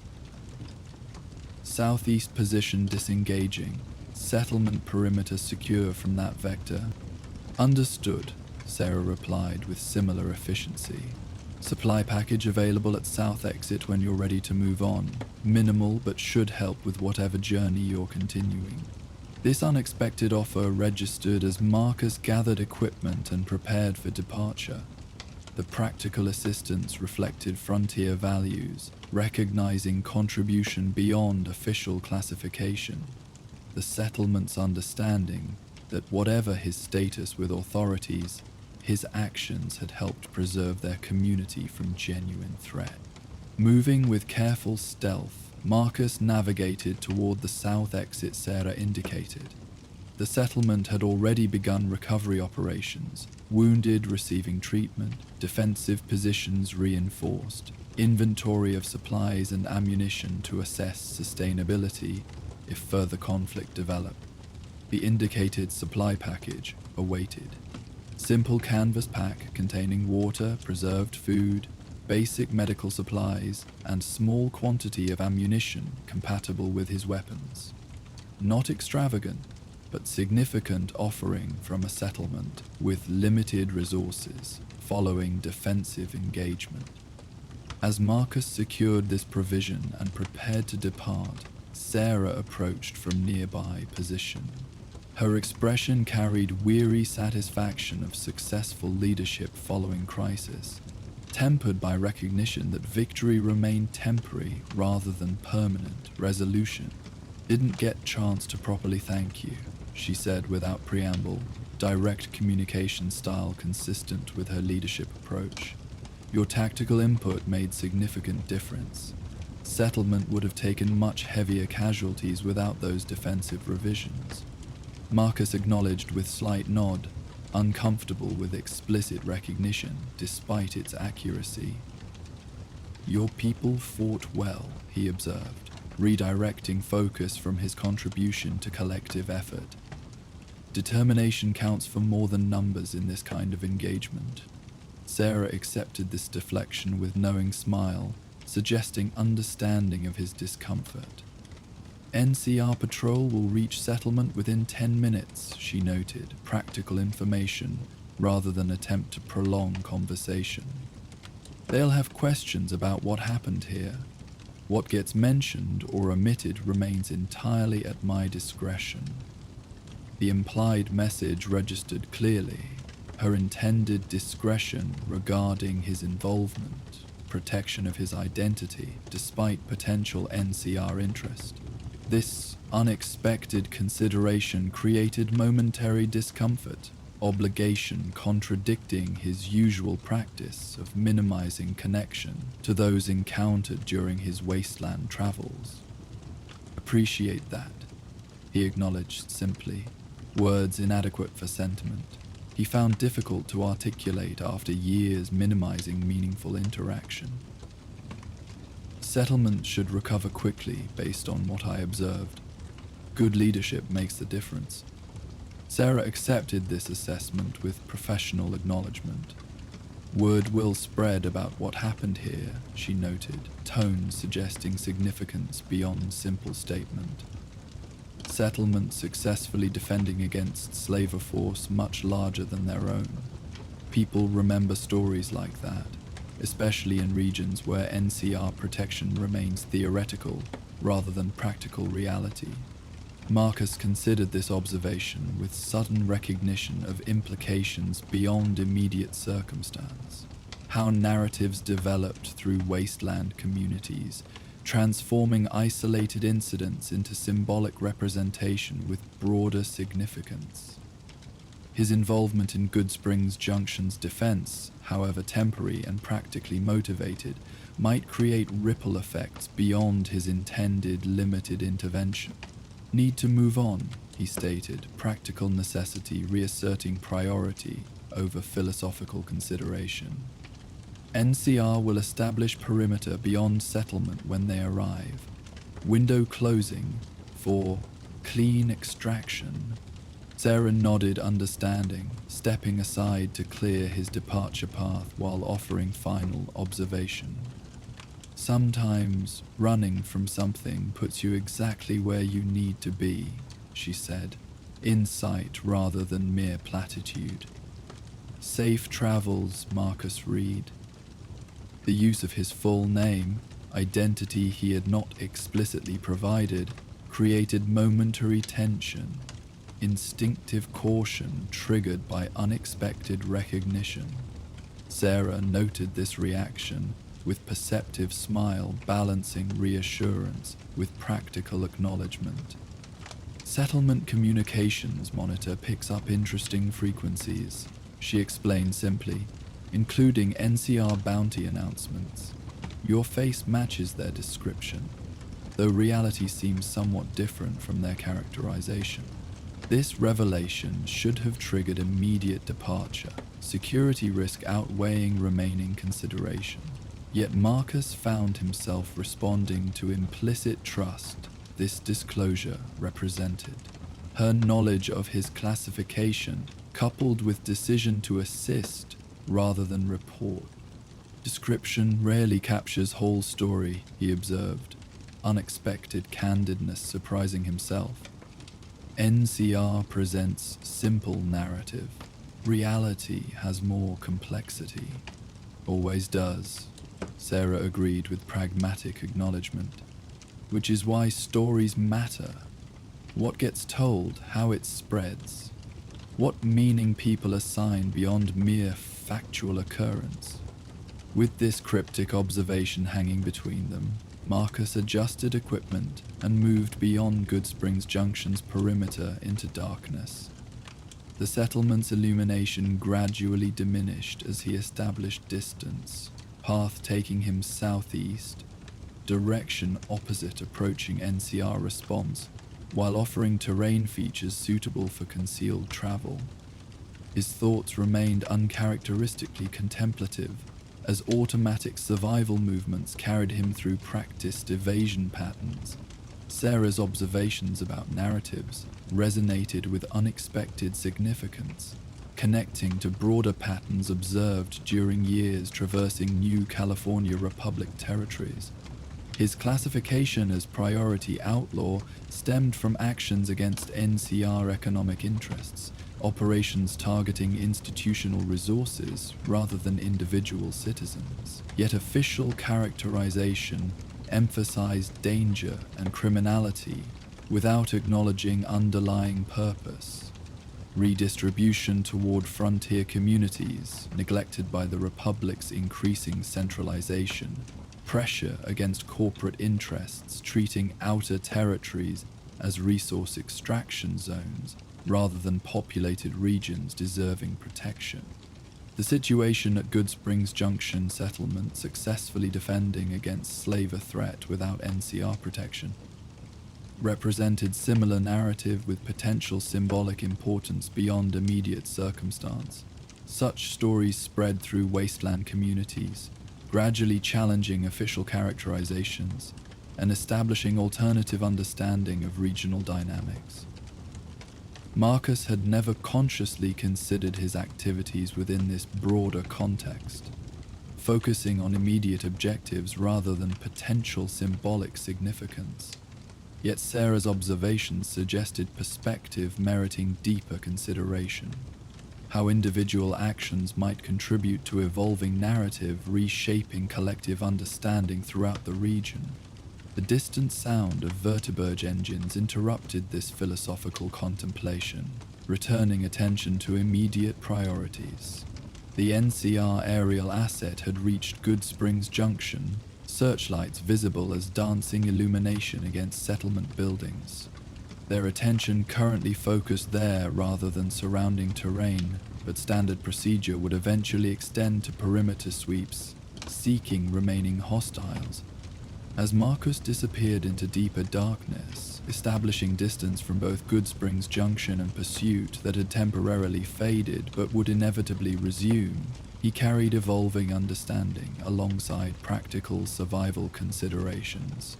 His path continued southeast, direction selected through tactical assessment rather than specific destination journey itself representing ongoing process rather than merely transition between fixed points. The night stretched endlessly across the wasteland, stars illuminating broken landscape with ancient light unchanged by human catastrophe. Within this vast context, individual narratives developed and evolved, gradually shaping collective understanding, transcending official classification. Perhaps significance lay not merely in evading pursuit, but in what actions contributed to this emerging alternative understanding. Stories told throughout communities seeking definition beyond centralized authority. While Marcus Reed continued his journey through the Mojave, another fugitive was making final preparations many miles away. In a dusty hideout where faded wanted posters adorned the walls, an aging outlaw carefully cleaned their revolver while contemplating one last job that promised both substantial reward and equal danger. As our wanted man fades into the night, his legend quietly growing, our attention turns to another tale of criminal past and uncertain future. Join us for the outlaw's last ride. The broken landscape with ancient light, unchanged by human catastrophe or subsequent struggle for survival. Within this vast context, individual narratives developed and evolved, gradually shaping collective understanding that transcended official classification or institutional determination of meaning. Perhaps significance lay not merely in evading pursuit, but in what actions contributed to this emerging alternative understanding. The stories told and retold throughout communities, seeking definition beyond centralized authority. Such philosophical consideration would inevitably yield to practical necessity as pursuit resumed and survival requirements reasserted priority. Yet the perspective gained during this unexpected involvement with Goodsprings Junction would remain, subtle shift in understanding that might influence future decisions when opportunity for choice presented itself, amid the constant pressure of continued evasion. For now, the immediate path led deeper into wasteland territories where NCR presence remained limited and bounty hunters less common. Marcus moved with practiced caution through terrain illuminated only by starlight, his thoughts divided between tactical assessment of surroundings and unprecedented consideration of narrative significance beyond mere survival. The notorious outlaw continued his journey into darkness, classification unchanged, but meaning gradually transforming through actions that created ripples beyond intended effect. While Marcus Reed continued his journey through the Mojave, another fugitive was making their final preparations many miles away. In a dusty hideout where faded wanted posters adorned the walls, an aging outlaw carefully cleaned their revolver while contemplating one last job that promised both substantial reward and equal danger. As our wanted man fades into the night, his legend quietly growing, our attention turns to another tale of criminal past and uncertain future. Join us for The Outlaw's Last Ride.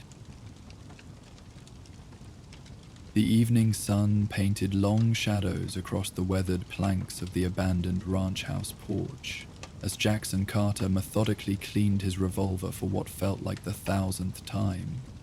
His weathered hands moved with the practiced precision of a man who had maintained weapons longer than most wasteland dwellers had been alive. Each component received careful attention, barrel inspected for imperfections, cylinder chambers cleaned of residue, action tested for smooth operation, hammer spring tension verified with experienced touch. The ritual provided both practical necessity and meditative familiarity, a constant in a life defined by perpetual motion. At 53, Jackson had survived longer than most who chose the outlaw path in the post-war Mojave. The decades had etched deep lines across his face, sun exposure and constant vigilance creating a topographical map of hard experience. His hair, once jet black, now carried more silver than color, though he kept it cropped short beneath a weathered leather hat that had accompanied him through countless escapes and narrow victories. A scar ran from his left temple down to his jawline, memento from an encounter with Brotherhood of Steel Knights during a weapons cache raid nearly 15 years earlier. The small table beside him held the tools of his meticulous maintenance, alongside a half-empty bottle of surprisingly decent whiskey, one of the few luxuries he permitted himself during periods between operations. A dog-eared map of the western Mojave lay partially unfolded, certain locations marked with the personal notation system he had developed over years operating in territories where written records represented potential evidence. Various items of equipment surrounded him, each sorted for assessment: what to take, what to leave, what had reached the end of its serviceable life. This particular safe house had served him well over the past 5 years, its remote location and unremarkable appearance providing security through obscurity rather than fortification. The previous occupants had abandoned it decades earlier, likely during one of the resource conflicts that periodically swept through the region. Jackson had gradually improved its functionality without altering its external appearance. Reinforced strategic walls, escape tunnel access through the root cellar, concealed storage compartments for supplies and equipment, passive security measures to provide early warning of approach. Now, however, the time had come to abandon this refuge. 3 weeks earlier, a routine supply acquisition in New Reno had gone wrong, not through operational failure, but simple bad luck. A newly assigned NCR patrol had entered the establishment during his transaction, one officer recognizing his face from bounty notices. The ensuing departure had been necessarily rapid and unavoidably conspicuous, drawing attention specifically to this region rather than the general awareness that normally surrounded his activities. Jackson reassembled his revolver with practiced efficiency, the components clicking into proper alignment with satisfying precision. The weapon, a pre-war .45 caliber piece he had acquired during a Crimson caravan heist nearly 20 years earlier, had proven itself repeatedly in situations where reliability meant survival. Despite opportunities to obtain more advanced armaments, he maintained preference for this particular firearm, valuing dependable function and intimate familiarity over theoretical technological advantages. "Not last job," he murmured to himself, the phrase carrying the weight of recognition rather than determination. This had been his recurring thought through weeks of preparation, the acknowledgement that his operational window was closing, not through diminished capability, but the simple mathematics of probability. Each successful operation increased attention from the powers controlling the Mojave. Each narrow escape reduced future options. Each passing year brought new security systems and patrol patterns that required adaptation. The operation that would serve as his final professional act had been meticulously planned over months before the New Reno complication accelerated his timeline. Unlike many of his previous targets, NCR currency shipments, corporate caravan transfers, occasionally Brotherhood technology transports, this objective carried personal significance beyond mere profitable opportunity. The Sunnyvale Medical Research Transport represented the convergence of substantial material value and symbolic meaning that provided appropriate conclusion to his long career on the wrong side of wasteland law. Like Crimson Caravan, in partnership with certain NCR medical research divisions, had established profitable enterprise harvesting medical technology from pre-war hospitals and research facilities throughout the Mojave. These salvage operations focused not on general medical supplies which benefited wasteland communities through increased availability, but on advanced research equipment and pharmaceutical production capabilities that remained under strict corporate control. The retrieved technology created significant profit, but negligible improvement in medical access for common settlers. Benefits flowing primarily to those with substantial financial resources, or NCR political connections. Jackson had identified this particular transport through careful information gathering across several months, bribing caravan administrators, monitoring NCR security communications, cultivating relationships with corporate staff who prioritized caps over company loyalty. The transport would carry recovered medical research equipment from 4 different salvage operations, consolidated for efficiency before reaching the primary NCR research facility in New. Its value, both immediate monetary worth and long-term research potential, had warranted substantial security allocation, making the operation challenging but proportionally rewarding. More importantly to Jackson, success would involve liberating technology that could benefit numerous communities rather than remaining restricted to corporate profit generation.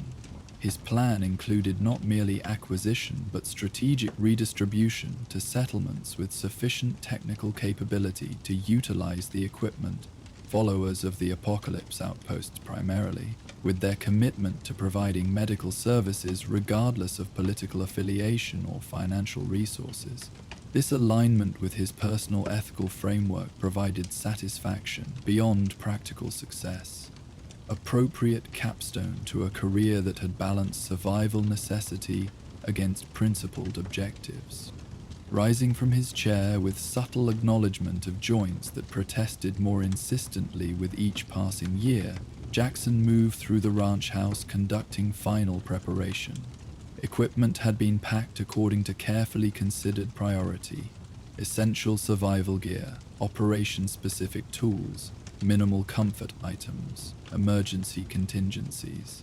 Nothing extraneous, nothing that would hamper rapid movement if circumstances required hasty departure from the operation zone. The habits of professional survival distilled through decades of high-risk activity.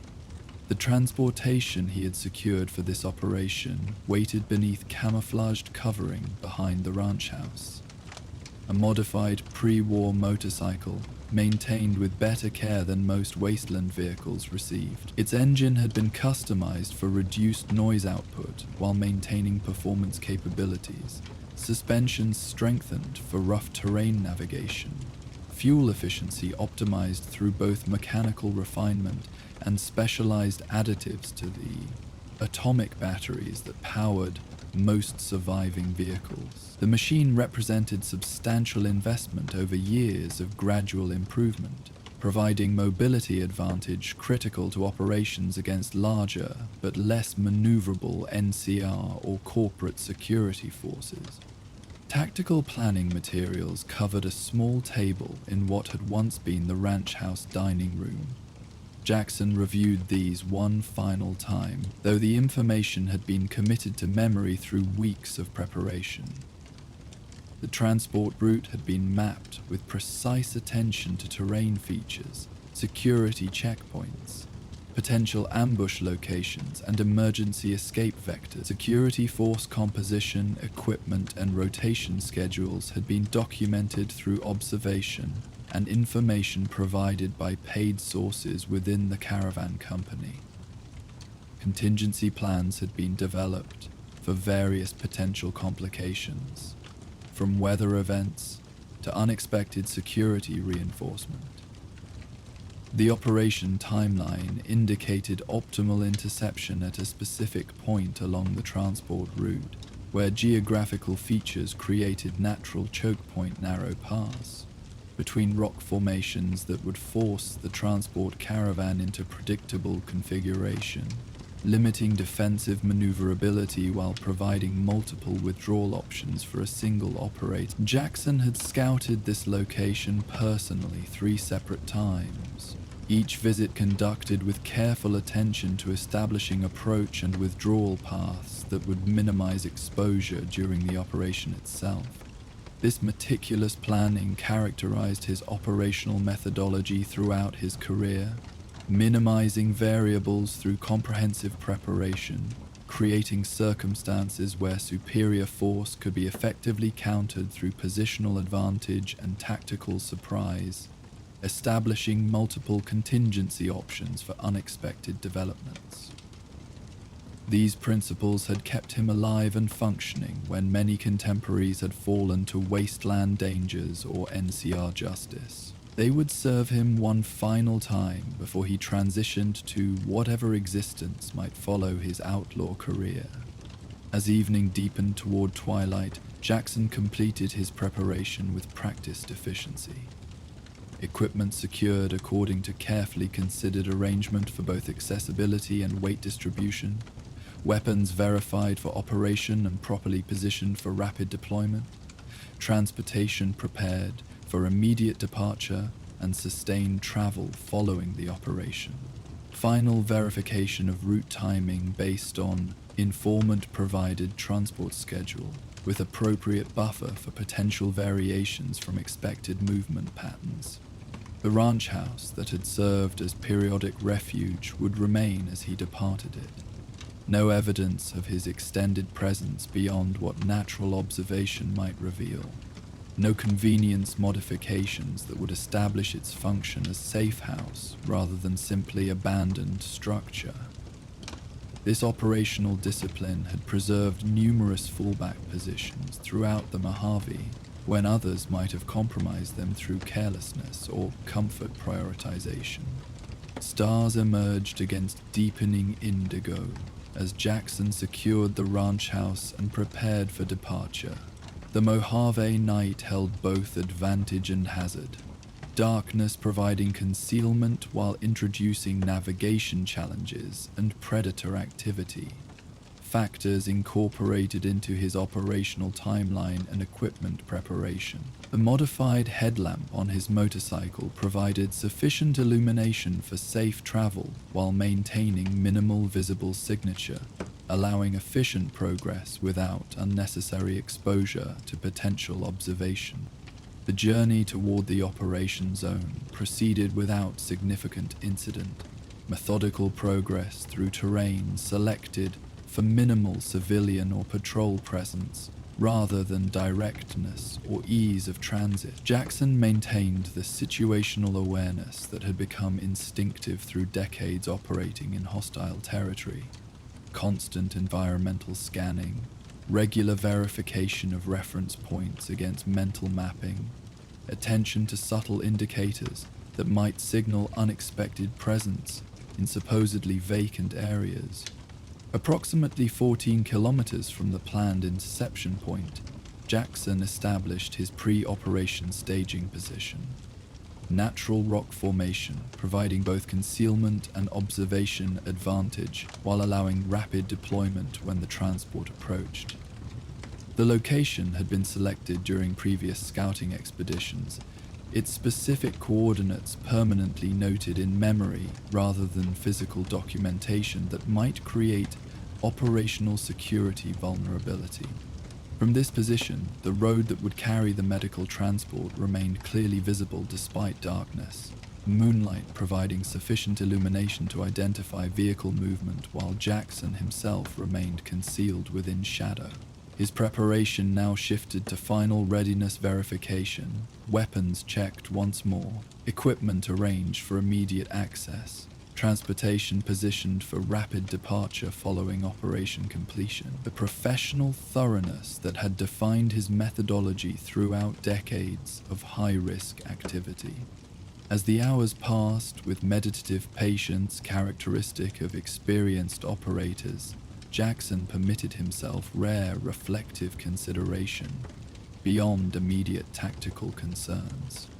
This final operation represented not merely professional conclusion but personal transition, from identity defined by opposition to established power structures, toward whatever existence might follow. He had accumulated sufficient resources through previous operations to sustain comfortable retirement, had established alternate identity documentation that would facilitate relocation beyond NCR jurisdictional reach, had even identified potential settlement where his mechanical skills might provide legitimate livelihood without inviting uncomfortable questions about his origins. Yet such practical considerations represented only partial recognition of the transition this operation represented. Beyond material preparation lay more fundamental question of identity separation, whether the man who had spent decades as Jackson Carter, notorious outlaw with substantial bounty attached to his name, could successfully become someone else entirely. Not merely through documentation and geographical relocation, but internal reconciliation with altered purpose and social position.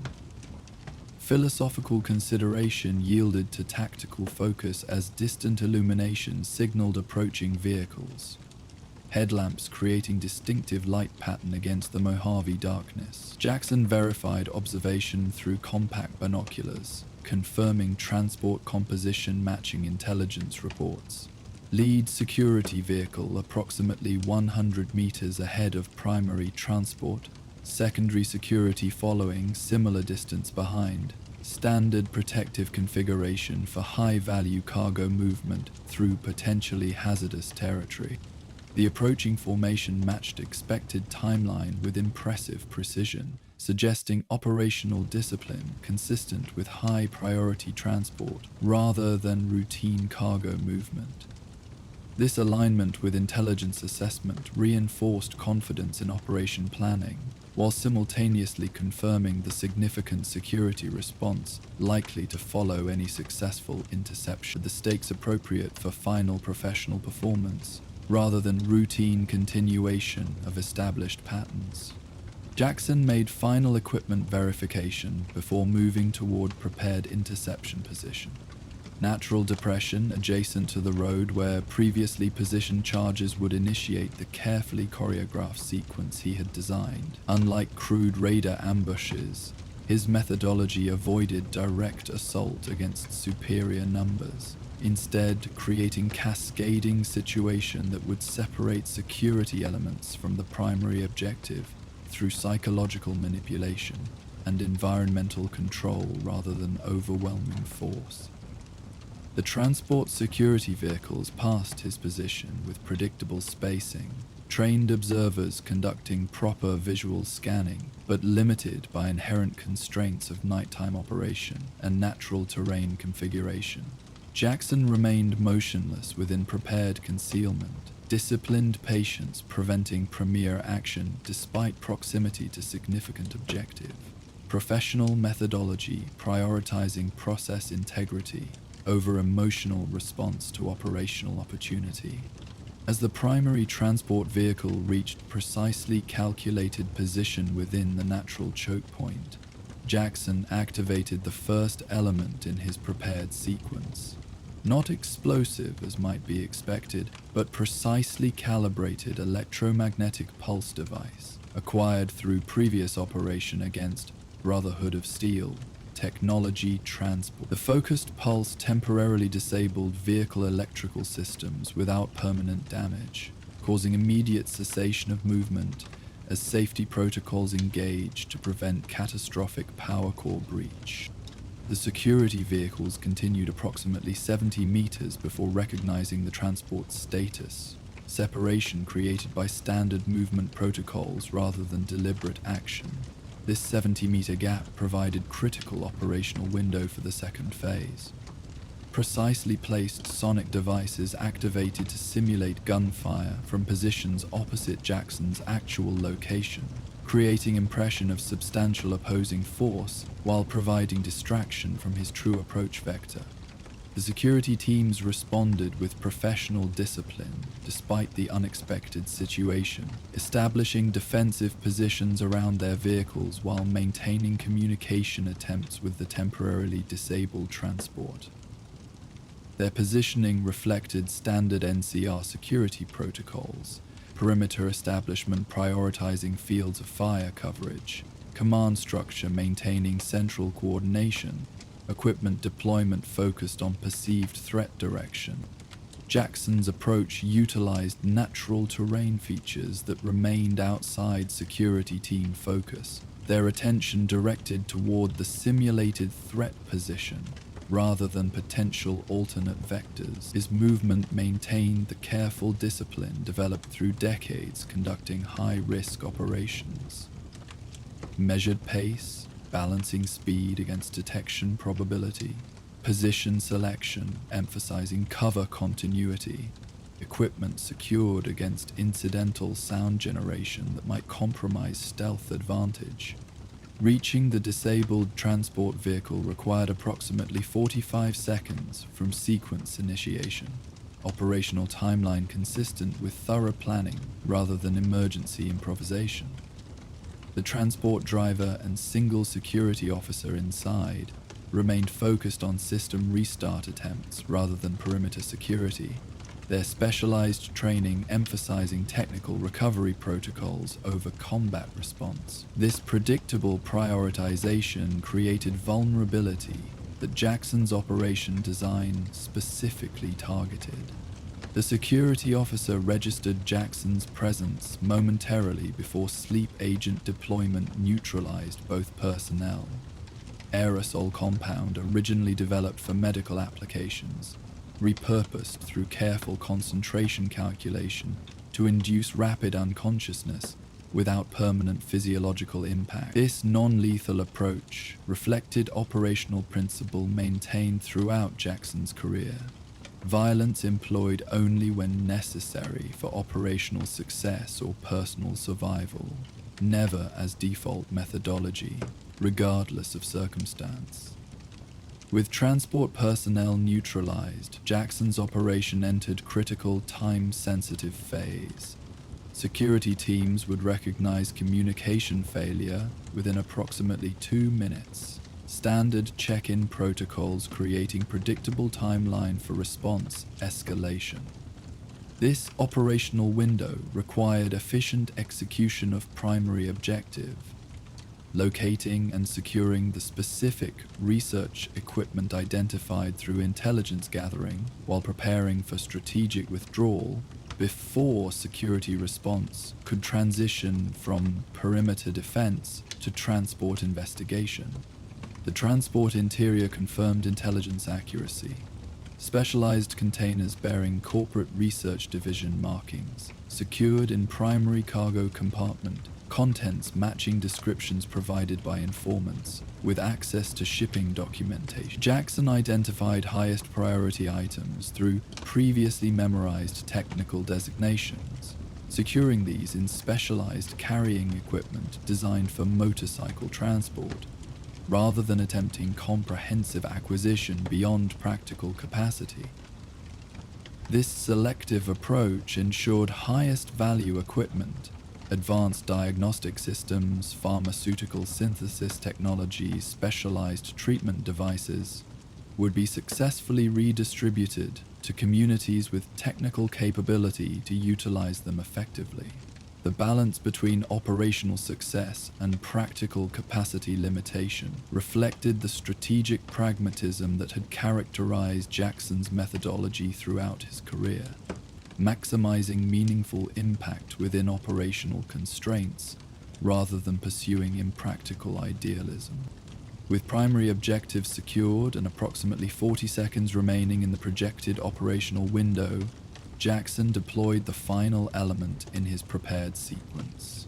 Secondary electromagnetic pulse focused specifically on security team communication equipment, temporarily disrupting coordination capability while he extracted from the transport vehicle. This technical disruption would delay organized response without creating permanent equipment damage, proportional intervention consistent with operational necessity rather than vindictive excess. His withdrawal followed pre-established route distinct from initial approach vector, utilizing natural terrain features that provided concealment from likely security team observation angles. The motorcycle waited at precisely designated retrieval point, positioned for immediate departure along carefully selected route that would avoid probable response patterns while establishing maximum distance before effective pursuit could be organized. The operation had proceeded with remarkable alignment to projected timeline. Total elapsed time approximately 4 minutes 20 seconds from initial sequence activation to successful extraction with primary objectives secured. This operational efficiency reflected the comprehensive planning and extensive experience that Jackson had accumulated throughout decades conducting high-risk acquisitions against increasingly sophisticated security systems and protocols. As he navigated the motorcycle along pre-established departure route, engine sound minimized through specialized modifications while maintaining necessary performance capabilities, Jackson permitted himself momentary professional satisfaction beyond immediate tactical focus. This final operation had maintained the standards that had defined his methodology throughout his career. Precision rather than brute force. Preparation superseding improvisation. Proportional means aligned with specific objectives rather than generalized destruction. The night enveloped his movement as distance increased between his position and the operation zone, starlight providing sufficient illumination for navigation, while darkness concealed his progress from potential aerial search assets that would inevitably join the response effort. His selected route intentionally avoided populated areas or established travel paths, instead utilizing terrain features that provided both concealment advantage and minimal passage evidence for potential pursuers. Dawn approached as Jackson reached the first designated rendezvous point, abandoned mining operation approximately 60 kilometers from the transport interception site, location selected for both defensible position and multiple departure vectors if pursuit necessitated continued movement. No indicators suggested immediate pursuit had maintained contact, though standard NCR response protocols would include substantial search operation throughout the region once initial investigation confirmed successful acquisition rather than merely disabled transport. The rendezvous location would serve not for meeting others. Jackson had operated independently throughout his career, recognizing the operational security advantages this methodology provided, but reaching contact who would facilitate equipment transfer to the followers of the apocalypse. This intermediary relationship had been carefully established through previous, smaller-scale operations. Mutual recognition that direct connection between notorious outlaw and humanitarian organization would create unnecessary complications for both parties. The mining operations administrative building provided temporary shelter while Jackson conducted post-sectionation assessment, equipment inventory confirming successful acquisition of all primary objective items, transportation status verification ensuring continued mobility capability, personal condition evaluation identifying no significant concerns beyond expected fatigue following high-intensity activity. The professional thoroughness that had preserved his operational capability through decades of high-risk engagement. As morning light strengthened across the Mojave landscape, Jackson secured his position with passive observation measures that would provide warning of approach while allowing necessary rest period before continued movement. Sleep came with the practiced efficiency of someone accustomed to operating under field conditions. Focused relaxation rather than complete vulnerability. Sensory awareness maintained at sufficient level to register potential threats while permitting essential physical recovery. The remainder of the operation would proceed through established methodology. Equipment transfer occurring at secure location following verification of pursuer absence, rapid movement toward predetermined extraction route leading beyond NCR jurisdictional boundaries, eventual identity transition facilitated through documentation and appearance modification prepared through previous arrangements. The systematic implementation of exit strategy developed through careful consideration over preceding months, recognizing inevitable conclusion to sustainable operational capability within increasingly monitored territory. When Jackson woke in late afternoon, the Mojave sun had passed its zenith, heat gradually diminishing as shadows lengthened across the weathered mining structures. His rest had provided necessary recovery, while operational timeline remained aligned with projected movement schedule. Trend views with intermediary contact approaching optimal window for minimal exposure risk. Final equipment verification confirmed readiness for continued operation. Motorcycle mechanical status indicating appropriate functionality for remaining transportation requirements. The journey toward rendezvous location proceeded with typical methodical progression, route selection prioritizing concealment over efficiency, regular security verification ensuring no pursuit indicators, maintained awareness of environmental conditions that might affect operational parameters. The professional discipline that had become instinctive through decades operating within hostile territory, where momentary carelessness could transform successful operation into terminal failure. As twilight once again claimed the Mojave, Jackson approached the secondary rendezvous point, abandoned pre-war service station located near an active railroad junction, position providing both natural observation advantage and multiple departure options.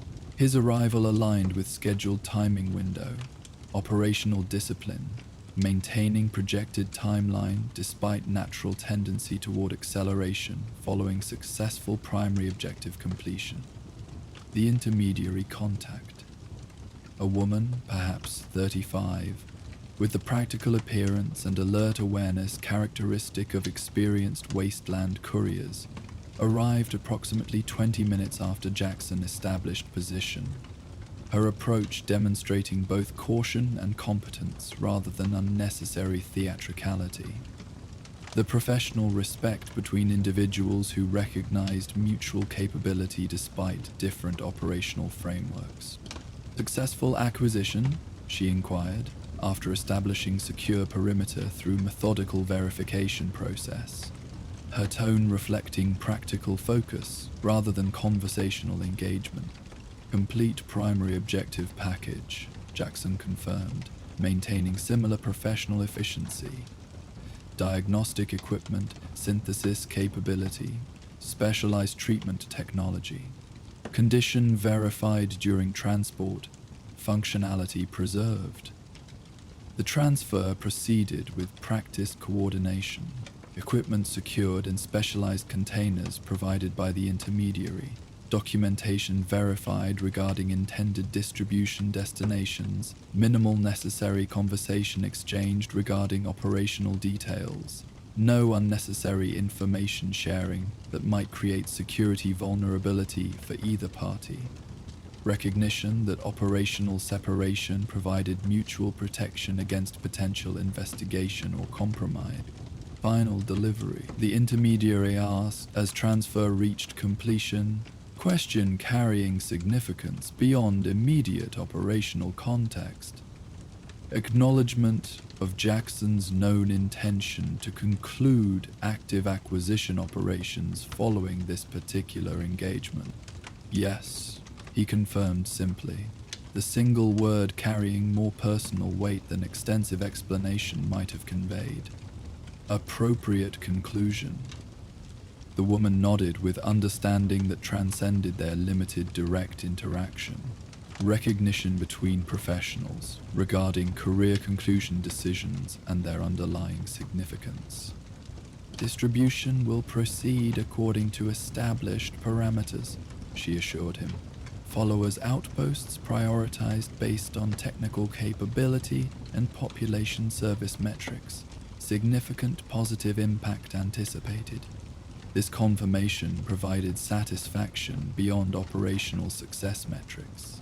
Acknowledgement that the acquired technology would serve communities typically neglected by corporate or NCR medical prioritization, creating healthcare access beyond those with financial or political advantage. A conclusion aligned with principles maintained throughout Korea, despite operational necessity, sometimes creating compromise between idealism and practical survival requirements. Their interaction concluded with professional efficiency, the intermediary departing with acquired equipment secured for transport toward designated followers of the Apocalypse distribution network. Jackson remained at the rendezvous location, briefly following her departure, conducting standard security verification before continuing his own movement according to established extraction plan. The disciplined methodology that had preserved his operational capability throughout his extended career.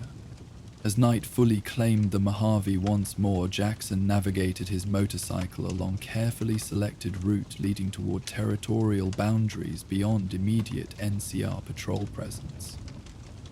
The darkness provided both concealment advantage and navigation challenge, familiar operational conditions for someone who had conducted majority of high-risk movement during similar environmental circumstances throughout his career. His thoughts extended beyond immediate tactical considerations as distance increased between his position and the operation zone. Consideration of transition toward whatever existence might follow his outlaw career. The practical preparations had been established through methodical planning, sufficient resources secured through previous operations, alternate identity documentation arranged through specialized contacts, potential settlement location identified beyond primary NCR influence spheres.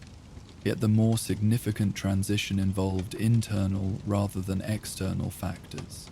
Separation from identity that had defined his existence for decades. Adaptation to participation within community rather than opposition to established structures, perhaps most challenging. Reconciliation with accumulated actions throughout career that had balanced principled purpose against necessary compromises. This psychological transition represented substantially greater complexity than mere geographical relocation or documentation alteration.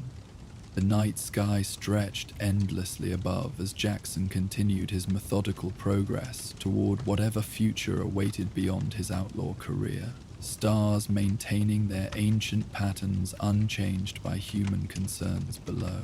His final operation completed according to professional standards maintained throughout decades operating beyond legal boundaries. Appropriate conclusion to career defined by precision methodology rather than chaotic violence. Whether his transition toward alternative existence would prove ultimately successful remained undetermined, but the operational phase had reached proper resolution. A disciplined conclusion rather than desperate termination. As Jackson Carter disappeared into the Mojave night, the notorious outlaw effectively concluded while the man himself continued toward an uncertain future. Elsewhere, in the wasteland, another individual navigated complex identity considerations. Far to the north, where radiation-touched valleys nestled between protective mountain ranges, a former lawman turned reluctant outlaw approached a small settlement, whose residents faced threat from competing factions. While one career reached its conclusion, another tale of principle tested against harsh reality prepared to unfold. Join us for the Lawless Land. Morning light spilled across the jagged landscape of the northern Mojave, painting the rocky terrain in gentle hues of amber and gold.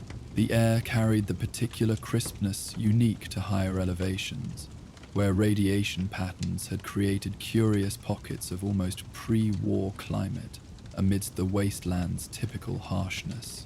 Sage and hardy brush dotted the slopes, their subtle fragrance carried on the intermittent breeze that wound through the mountain passes like invisible rivers. Through this tranquil scene, a solitary figure moved with the measured pace of someone who understood that survival in the wasteland rarely rewarded haste. Alexander Hayes traveled the old mountain road with practiced vigilance, each step placed with the careful assessment that had kept him alive during 15 years of wasteland journeys. His weathered duster flapped gently against worn leather armor beneath, the layers of protection speaking to a practical understanding of the dangers that could emerge without warning from the seemingly peaceful landscape. At 45, Alexander's face carried the distinctive lines of someone who had spent decades beneath the unforgiving sun. Eyes habitually narrowed against its glare, even in the gentler morning light.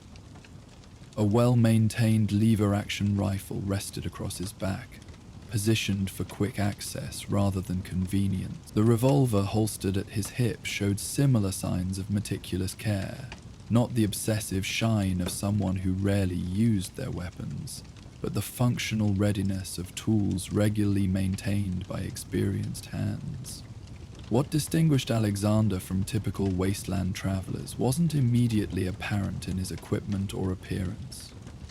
The careful observer might notice his movement patterns, the unconscious scanning of sight lines, the tactical positioning that kept him near cover without appearing to seek it, the way he processed his surroundings with professional assessment rather than merely wary caution. These subtle indicators spoke to training and experience beyond common wasteland survival, hinting at a past connected to organized force rather than solitary wandering. Before becoming Alexander Hayes, wasteland courier and occasional problem solver for frontier settlements, he had been Deputy Marshal William Alexander of the New California Republic's Frontier Justice Division. 8 years of enforcing Republic law in territories where NCR influence stretched thin had formed him into something between lawman and diplomat, operating with minimal support and substantial autonomy in communities where official authority carried less weight than demonstrated competence and fair dealing. That career had ended abruptly during what should have been routine prisoner transport. The settlement governor's son, arrested for assault against local farmers who refused his extortion demands, had connections reaching into the Republic's administrative hierarchy. When orders arrived to release him without charges, Alexander had made the career-ending decision to continue the transport to stand proper trial. The subsequent ambush by the governor's private security had left 3 of Alexander's colleagues dead and himself branded fugitive for exceeding authority and theft of NCR property, bureaucratic terminology that transformed principled action into criminal behavior. For the past 6 years, Alexander had navigated the complicated territory between lawman and outlaw, utilizing skills developed enforcing justice while avoiding the jurisdiction that had betrayed those principles.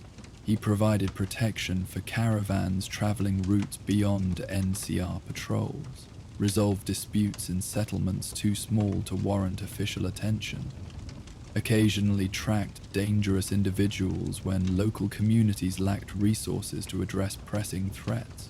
Not quite mercenary work, as payment often came in supplies or shelter rather than caps, and never accepting contracts that violated the ethical framework he'd maintained despite official rejection. His current journey had begun 2 weeks earlier in a small mining community 3 days' travel from New Vegas. The settlement representative had described a troubling pattern developing in isolated valley approximately 6 days' travel north. Settlement called Pinehaven experiencing pressure from multiple factions, attempting to establish control over the region. The community lacked defensive capability to resist these pressures while maintaining essential mining operations that sustained their existence.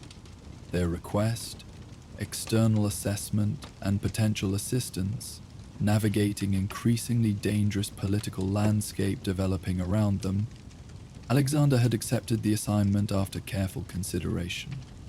The location lay well beyond NCR jurisdiction, minimizing risk of recognition, while the nature of the situation aligned with his preferred work, helping communities maintain independence rather than falling under external control, whether from organized factions or opportunistic raiders, represented continuation of the principles that had defined his former career, even if methodologies sometimes required adaptation to his current classification.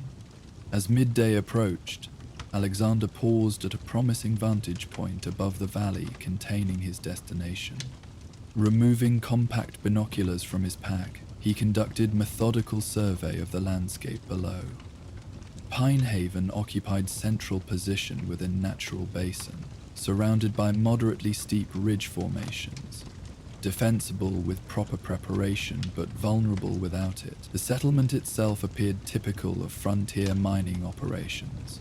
Central processing facility surrounded by concentric arrangement of storage structures, communal buildings, and residential areas, with mine entrance visible in the eastern slope behind the settlement. More significant to his assessment were indications of competing interests operating within the region. Northeast of the settlement, perhaps 3 kilometers distant, he identified encampment, showing the distinctive organization of professional mercenary outfit. Perimeter established with proper tactical consideration, equipment maintained in functional order rather than decorative display, movement patterns suggesting established command structure rather than merely armed cooperation. Their position provided both observation of the settlement and control of the primary access route into the valley from that direction. Southwest, at similar distance, a different presence had established position. This group displayed the more chaotic arrangement typical of raider bands, though with concerning indicators of organization beyond standard wasteland predators.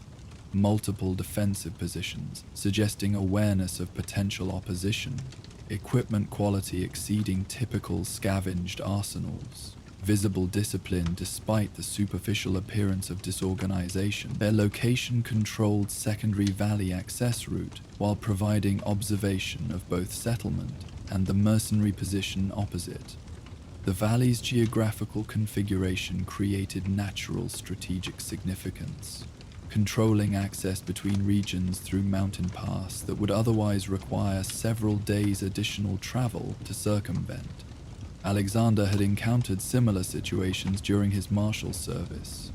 Isolated communities suddenly gaining importance through external factors, competing interests creating pressure that threatened local autonomy through force or necessity rather than mutual agreement.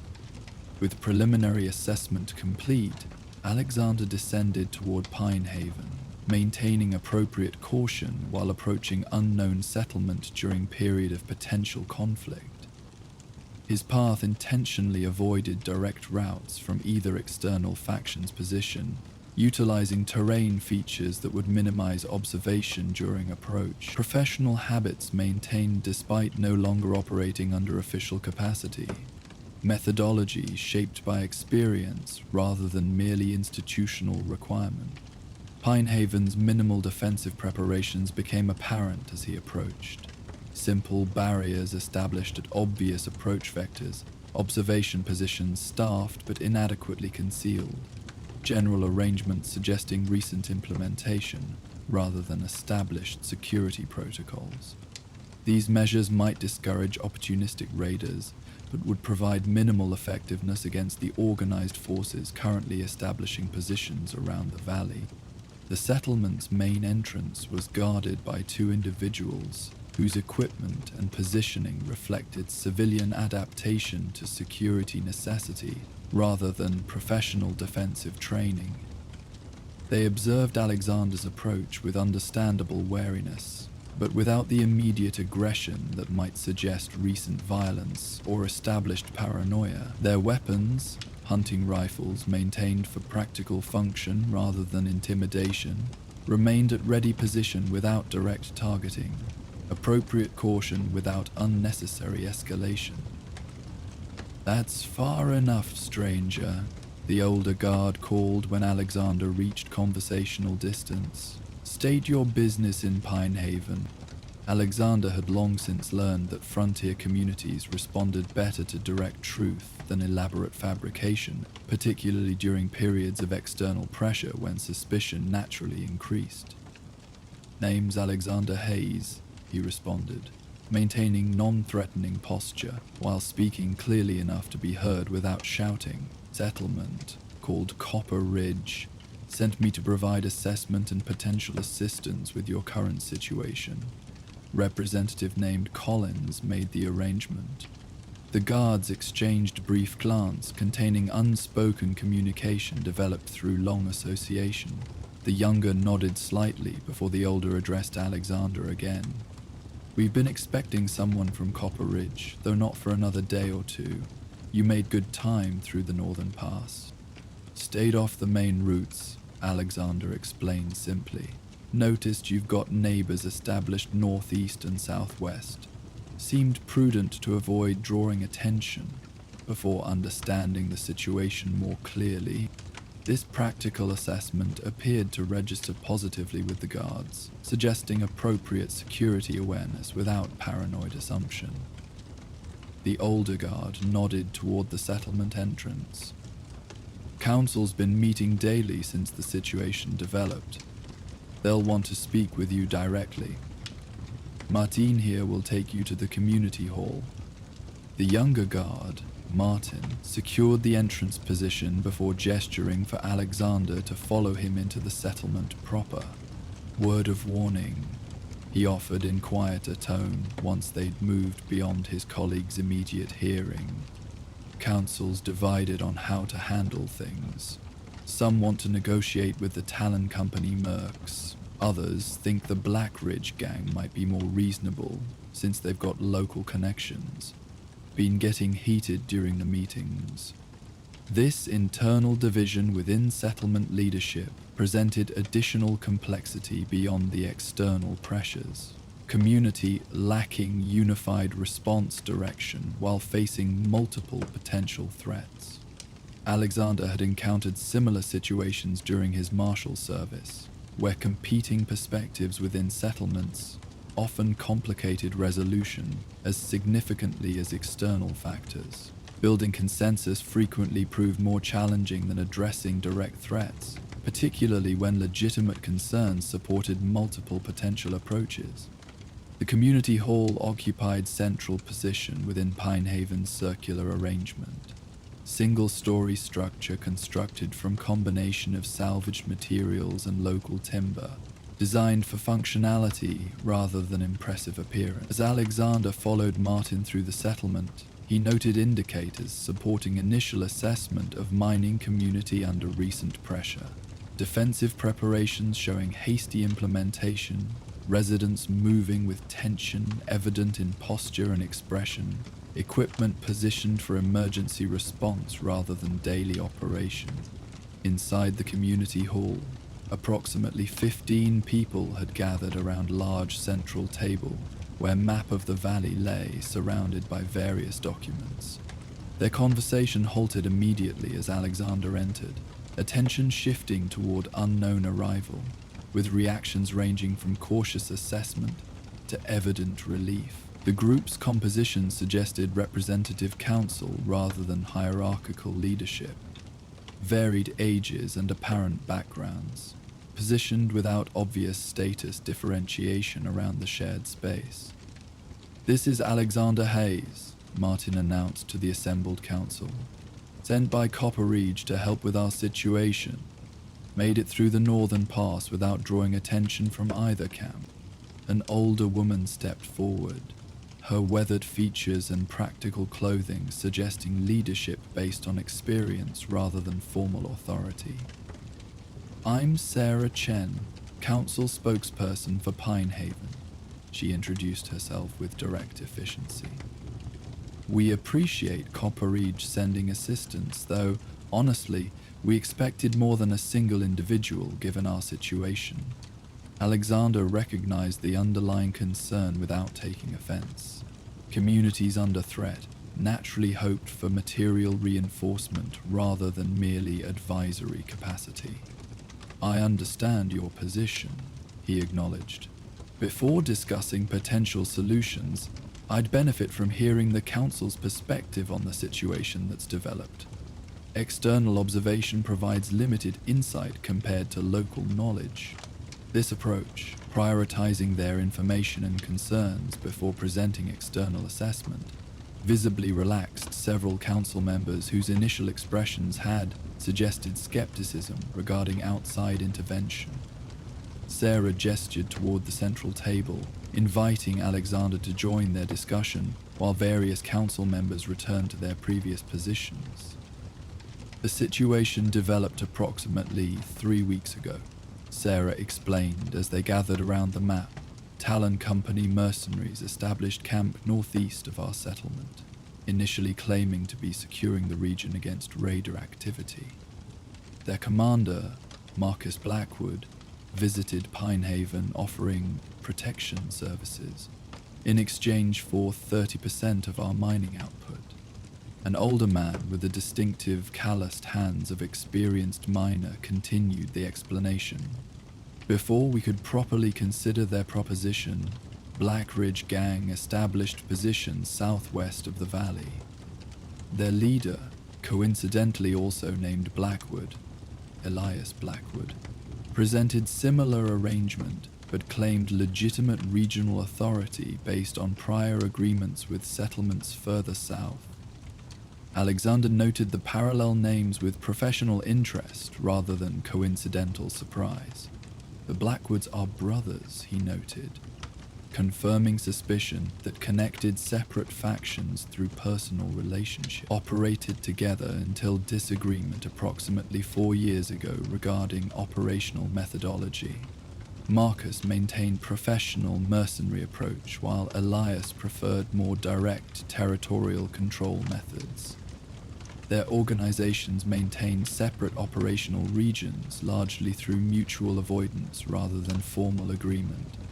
This information visibly surprised several council members, while others exchanged glances suggesting confirmation of previous suspicions. Alexander's knowledge of regional factions, developed through years operating throughout territories beyond Neon CR formal control, provided context beyond the settlement's limited external awareness. "It explains certain interactions we've observed," Sarah acknowledged. "Communications between the camps that seemed inconsistent with completely separate organizations, though their apparent cooperation hasn't reduced pressure on Pinehaven. If anything, their coordinated approach has increased vulnerability to their demands." A younger council member who had remained quiet during initial explanations spoke with evident frustration. "We've been debating whether negotiating with one faction might provide protection against the other, but can't reach consensus regarding which represents less a threat to settlement autonomy. Meanwhile, both continue strengthening their positions while we remain effectively trapped within the valley." The situation represented familiar pattern that Alexander had encountered repeatedly during both his marshal service and subsequent independent operations. Isolated community with limited defensive capability, caught between competing external interests. Internal division preventing unified response, while external pressure continued increase. The specific factions involved created additional complexity. Blackwood brothers' historical relationship suggesting potential for either escalated conflict or coordinated exploitation, depending on current alignment of their separate interests. Before discussing potential approaches, Alexander began. Professional assessment focusing on practical realities rather than ideal scenarios. "I'd benefit from understanding Pinehaven's specific concerns regarding each faction. Communities typically prioritize different aspects of autonomy. Some value economic independence over security arrangements. Others prioritize internal governance over resource allocation. These priorities influence which external relationships might prove workable despite unavoidable compromises. This framework, acknowledging the necessity of compromise while focusing on community definition priorities, shifted the Council's expression toward more constructive consideration. Their subsequent discussion revealed Pinehaven's primary concern centered on maintaining control over their mining operations proceeds, rather than merely physical security. The settlement had developed specialized radiation-resistant agricultural techniques that provided sustainable food production, making their vulnerability economic rather than immediate survival-based. Mining output represented their primary trade resource, with established exchange relationships throughout the region that sustained equipment maintenance and specialty resource acquisition. Our concern with both Blackwood propositions involves their percentage demands, Sarah explained after council members had presented various perspectives. Either arrangement would reduce trade capacity below sustainable operations within approximately 8 months, according to our resource projections. We'd survive physically but lose independence through gradual resource depletion. Alexander considered this information with the methodical assessment developed through years resolving complex territorial disputes. The situation contained potential approach that might address underlying dynamics rather than merely immediate pressure. The Blackwood brothers' simultaneous appearance despite years of separate operation suggests external factor influencing their current coordination, he observed. Their historical disagreement centered on methodology rather than objectives, both essentially territorial operators seeking resource control, but implementing different leverage approaches. This perspective seemed to register with several council members whose expressions suggested recognition of broader pattern beyond their immediate situation.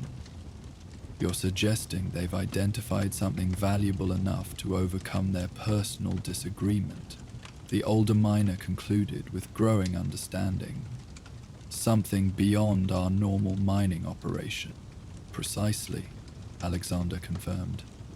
Standard iron or copper extraction wouldn't justify this level of coordinated attention from separate organizations with established operations elsewhere.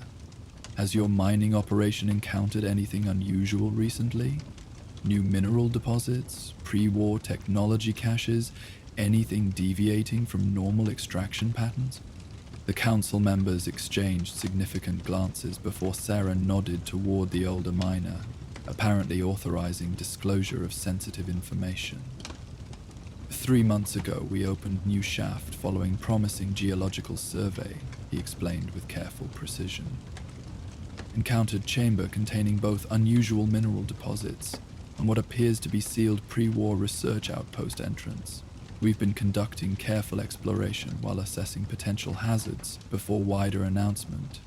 This revelation provided crucial context for the Blackwood's sudden coordinated interest. Pre-war research facilities frequently contain technology or materials valuable enough to justify significant resource allocation for acquisition. Alexander had encountered similar situations during his marshal service, where previously ignored settlements suddenly gained strategic importance through discovery of valuable pre-war assets. Have you confirmed whether anyone outside Pinehaven possesses knowledge of this discovery? Alexander asked, tactical assessment shifting toward information security factors that might influence potential resolution approaches. We maintained operational security initially, Sarah responded, with grimace suggesting recognized failure, but needed external technical consultation regarding safe access protocols for the sealed section. Contracted specialist from settlement south of here approximately 6 weeks ago. The timing aligns with Blackwood Organization's arrival shortly afterward. This confirmed suspected information leak, creating current situation. Technical specialist likely provided information to Blackwood organizations either deliberately for payment or through careless communication intercepted by their intelligence networks. The timeline suggested rapid response once information reached them, indicating significant perceived value in whatever the pre-war facility might contain. Based on available information, Alexander began shifting toward potential resolution options. Conventional approaches present significant sustainability problems for Pinehaven. Direct resistance against either organization lacks viability given their superior combat capabilities. Negotiating with one faction against the other creates temporary advantage but long-term vulnerability once immediate conflict resolves. Regional support request would require concessions potentially similar to Blackwood demand. The Council's expressions reflected understanding of these limitations, having likely reached similar conclusions during previous discussions without identifying viable alternatives. Alexander continued with the professional assessment that had made him effective during his marshal service, despite limited official resources. However, alternative approach exists leveraging specific circumstances rather than conventional response patterns. The Blackwood brothers' historical relationship contains exploitable dynamics despite their current coordination. Their disagreement centered on methodology rather than objectives, philosophical difference regarding acceptable operational approaches rather than merely territorial competition. Sarah leaned forward with increased interest, recognizing potential strategy beyond the limited options they had previously considered. You're suggesting we can create division between them despite their current cooperation? How would that improve our position rather than merely changing which faction eventually controls access? Not merely division, Alexander clarified, but specific leverage based on their personal dynamic. Brothers with fundamentally different operational philosophies, temporarily aligned through mutual interest, represent inherently unstable arrangement. Their coordination functions through compartmentalization, maintaining separate camps rather than integrated operation, communicating through intermediaries rather than direct collaboration, preserving organizational separation despite coordinated objective. The younger council member who had spoken earlier nodded with growing comprehension. If their alliance is already structurally fragile, targeted pressure might divert their focus from controlling Pinehaven to managing their internal relationship, he observed, demonstrating significant strategic understanding despite apparent youth. Precisely, Alexander confirmed. This approach requires careful information management rather than direct confrontation. Each brother needs to perceive the other as violating their temporary arrangement through separate negotiation with Pinehaven. The subsequent mutual suspicion would create defensive focus, as each prioritizes monitoring their brother's activities over maintaining pressure on the settlement. This strategy represented Alexander's operational methodology since leaving marshal service, leveraging psychological and informational factors rather than direct force application, creating circumstances where opposing interests balanced each other rather than combining against vulnerable communities. The approach required nuanced implementation, but offered potential resolution without direct confrontation against superior force or unacceptable resource concession. For the next several hours, Alexander worked with the Pinehaven Council, developing specific implementation plan for this strategic approach. The methodology required careful coordination. Separate council representatives would approach each Blackwood camp with distinct proposals, appearing to offer exclusive arrangement benefiting their specific faction, while carefully structured information would suggest the opposing brother had initiated separate negotiations. Supporting evidence would be prepared, suggesting resource value significantly exceeding reality, justifying apparent settlement willingness to sacrifice independence for specific partner benefits.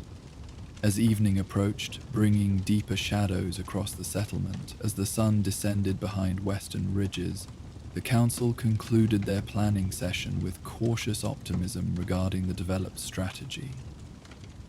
Alexander had provided specific guidance regarding information presentation, communication approaches, and contingency responses if either Blackwood organization reacted outside anticipated parameters. The plan balanced reasonable probability of success against minimized risk to settlement representatives during implementation.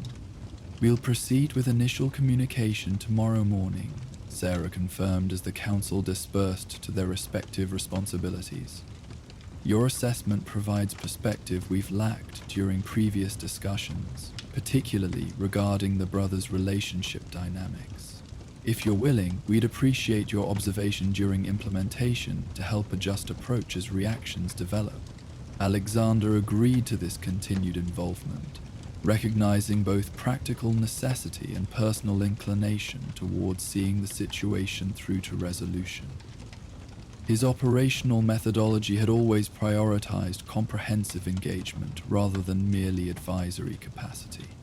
Commitment to communities extended beyond initial assessment to implementation support and adaptation as circumstances evolved. This approach had characterized his marshal service and continued defining his independent operations, despite official rejection of his previous role.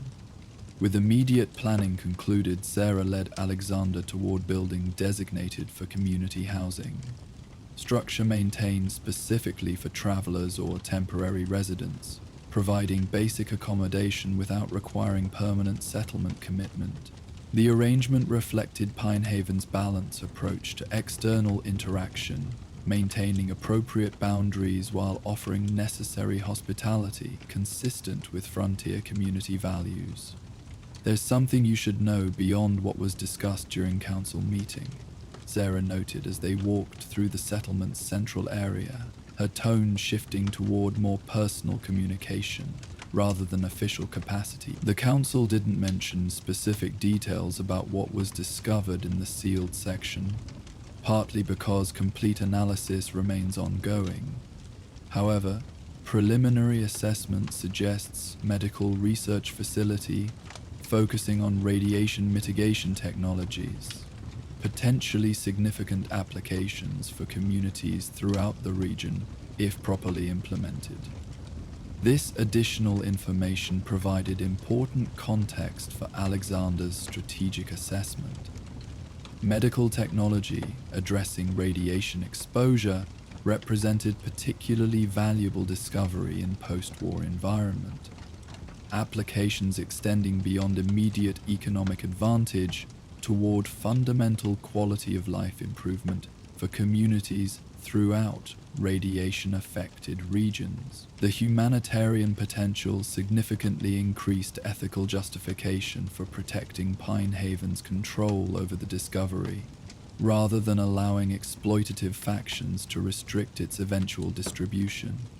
The information reinforces the importance of maintaining settlement autonomy, Alexander acknowledged. Professional assessment balancing strategic considerations with ethical framework that had guided his actions throughout both his marshal service and subsequent independent operations. Controlled research access with regional benefit distribution represents significantly better outcome than restricted exploitation through either Blackwood organization's approach. Sarah nodded agreement, her expression suggesting personal commitment beyond merely settlement leadership responsibility. That perspective guided our initial caution regarding external notification, recognizing potential misuse by organizations prioritizing profit over humanitarian application. Unfortunately, our security protocols proved insufficient against determined intelligence gathering once technical consultant became involved. They had reached the community housing structure, simple but well-maintained building, reflecting the practical frontier architecture common throughout settlements beyond major population centers. "Rest well," Sarah concluded their conversation. "Tomorrow will require careful implementation if our approach is to succeed without escalation beyond information management to potential conflict." Alexander settled into the provided accommodation with professional efficiency. Equipment arranged for both security and convenience, surroundings assessed for defensive considerations, rest scheduled to ensure optimal function during critical implementation phase. These methodical preparations reflected habits developed through years operating in environments where circumstances could shift rapidly from diplomatic engagement to survival necessity without significant warning. As night claimed the valley, stars emerging against deepening darkness with clarity unique to higher elevations with minimal light pollution, Alexander considered the situation from both strategic and personal perspectives. The Pinehaven circumstances represented familiar pattern he had encountered repeatedly throughout both his marshal service and independent operations. Communities with limited resources attempting to maintain autonomy against external pressures from better-equipped organizations, pursuing their own interests without particular concern for local impact. During his marshal service, official authority had provided framework for intervention, legal jurisdiction establishing parameters for resolution, enforcement even when material resources remained limited. His current classification complicated this approach, requiring more subtle methodology, leveraging psychological and informational factors rather than legal authority or direct confrontation. Yet the underlying purpose remained consistent, protecting community autonomy against exploitative external control, preserving local determination of resource allocation and development direction, rather than imposed external priorities.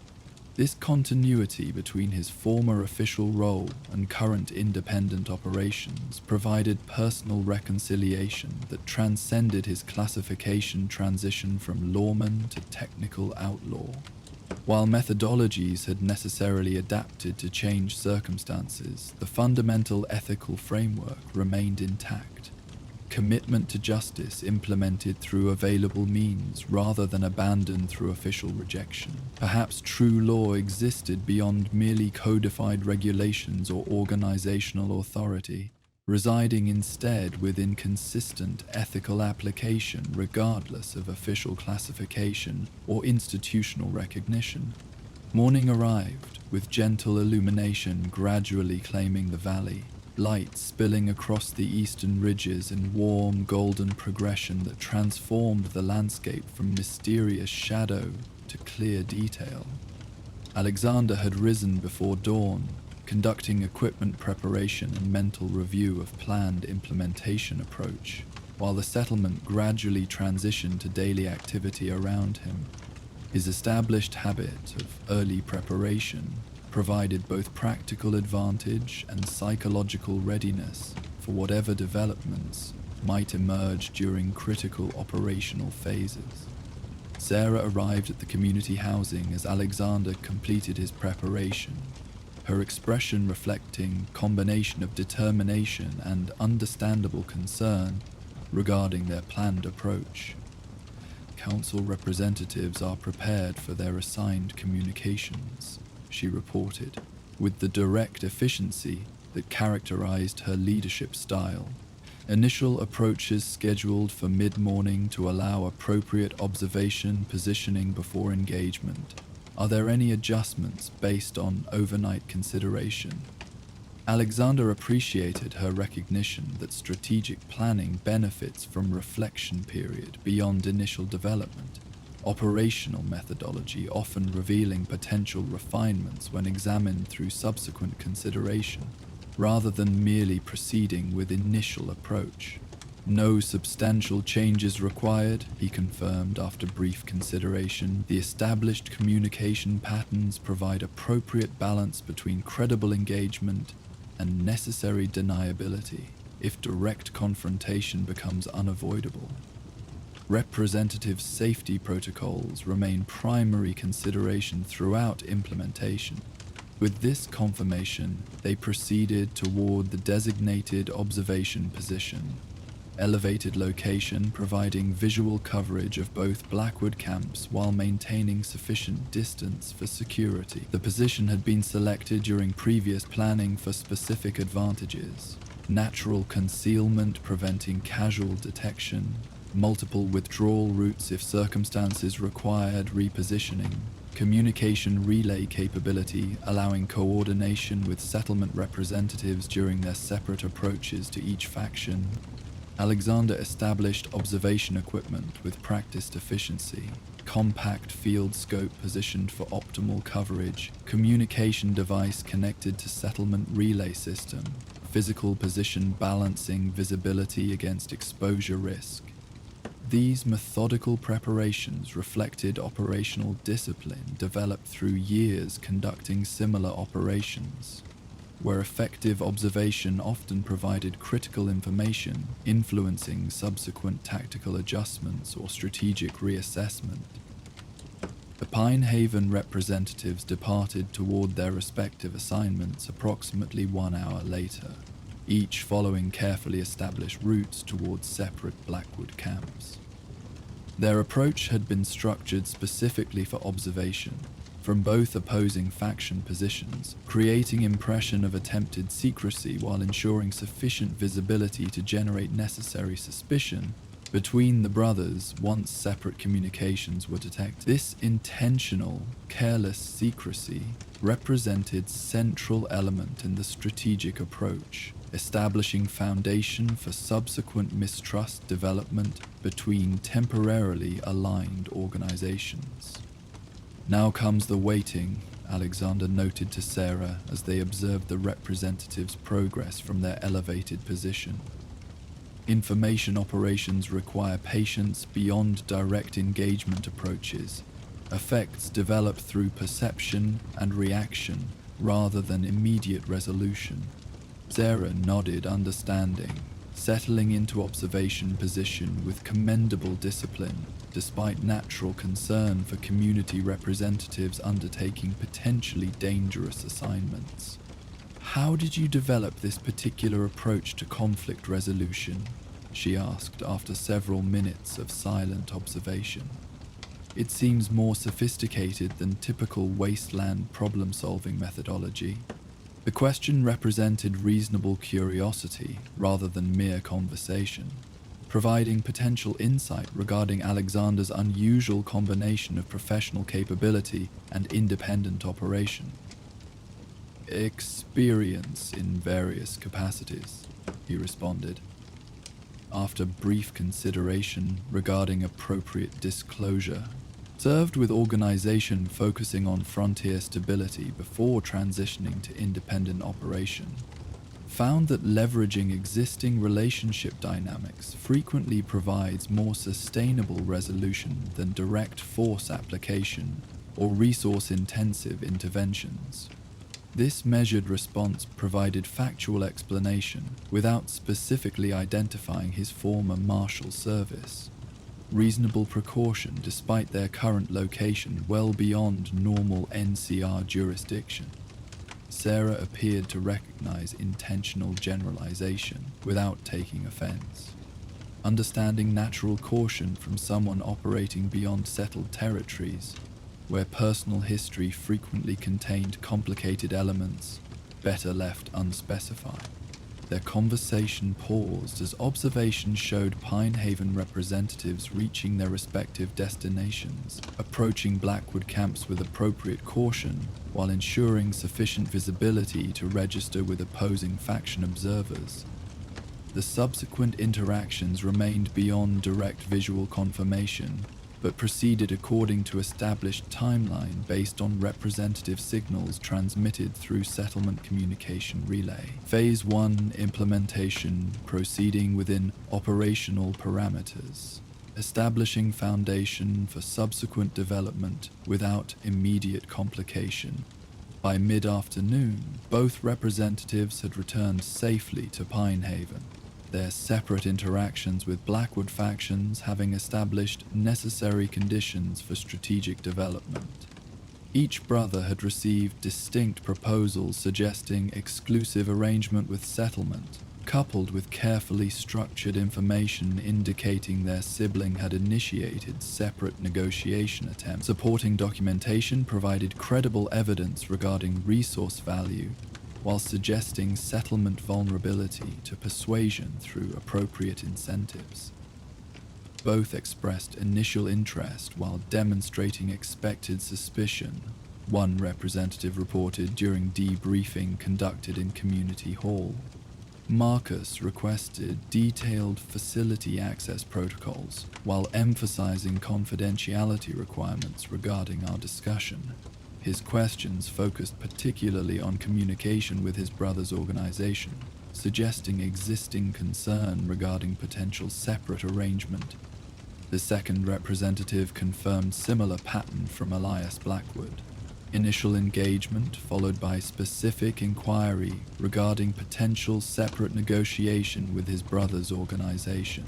The parallel responses indicated successful establishment of mutual suspicion foundation, creating conditions for subsequent development according to operational prediction. Each brother now possessed apparent evidence suggesting potential betrayal by their sibling, requiring response that would necessarily divert attention from coordinated pressure against Pinehaven toward monitoring their temporary allies' activities.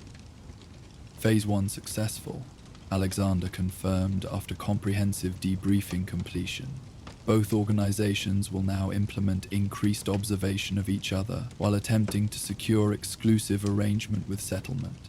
This divided attention provides operational window for establishing more sustainable defensive position while they remain focused on potential betrayal rather than immediate resource acquisition.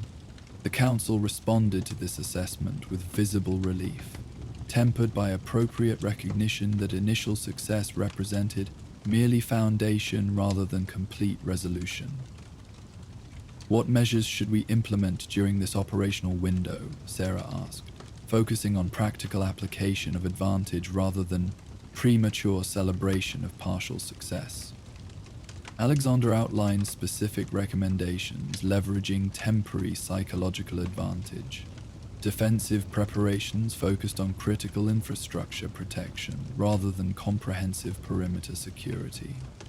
Supply management ensuring sustainability during potential escalation period. Communication protocols establishing regular contact with regional settlements to ensure external awareness of Pinehaven's situation. These pragmatic measures would maximize effectiveness of limited resources while the Blackwood organizations remained distracted by their deteriorating cooperative arrangement. Most importantly, he concluded his recommendations. Maintain information discipline regarding the pre-war facility. Any external communication should emphasize settlement sovereignty without specific resource details that might increase external interest beyond current participants. Regional benefit potential should be referenced only in general terms until proper research and implementation planning can establish sustainable distribution approach.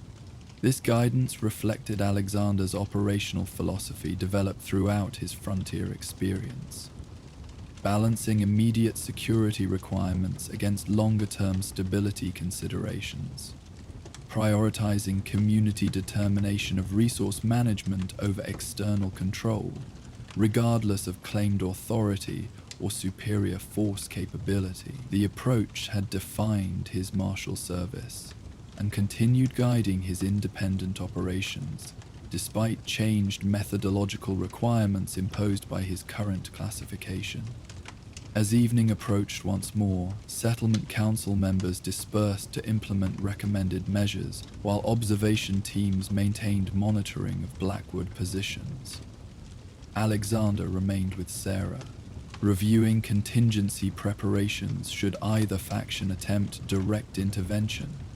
Despite their increasing focus on each other's activities, the planning reflected professional thoroughness rather than paranoid expectation. Reasonable precaution recognizing potential scenario development beyond primary operational prediction.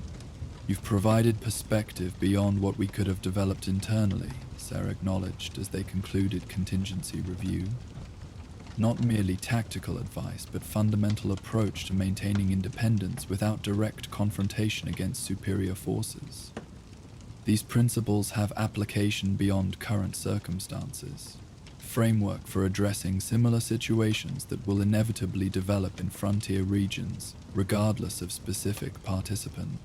Alexander recognized this observation's significance. The distinction between addressing immediate situation and establishing sustainable methodology for future challenges. This perspective had characterized his marshal service, where individual conflict resolution contributed to broader regional stability through consistent application of fundamental principles rather than merely situational management. His independent operations maintained this approach despite official rejection, contributing to community resilience throughout territories where institutional protection remained limited or inconsistent.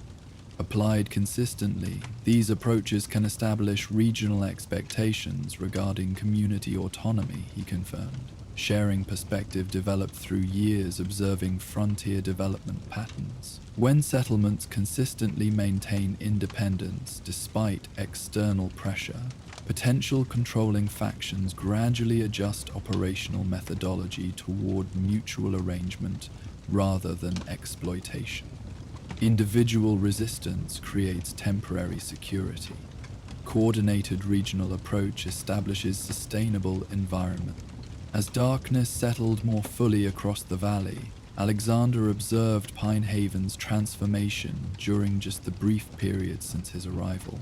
Defensive positions had been adjusted according to recommendation, focusing on critical infrastructure protection rather than ineffective perimeter maintenance. Establishing overlapping fields providing mutual support rather than isolated positions easily neutralized through focused attention.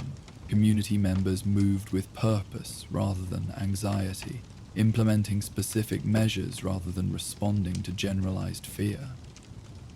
The council had transitioned from divided discussion to coordinated implementation, leveraging diverse perspectives toward unified approach rather than factional disagreement. These developments reflected Alexander's most significant contribution beyond specific tactical recommendations, establishing framework where community capabilities could organize effectively rather than dissipating through uncoordinated individual efforts or paralyzing uncertainty regarding potential approaches. Similar transformations had characterized his marshal service interventions in frontier settlements, where official authority provided less practical advantage than demonstrated methodology appropriate to specific circumstances and available resources. "We have movement at both Blackwood positions," reported settlement observer who had maintained monitoring responsibility during planning sessions.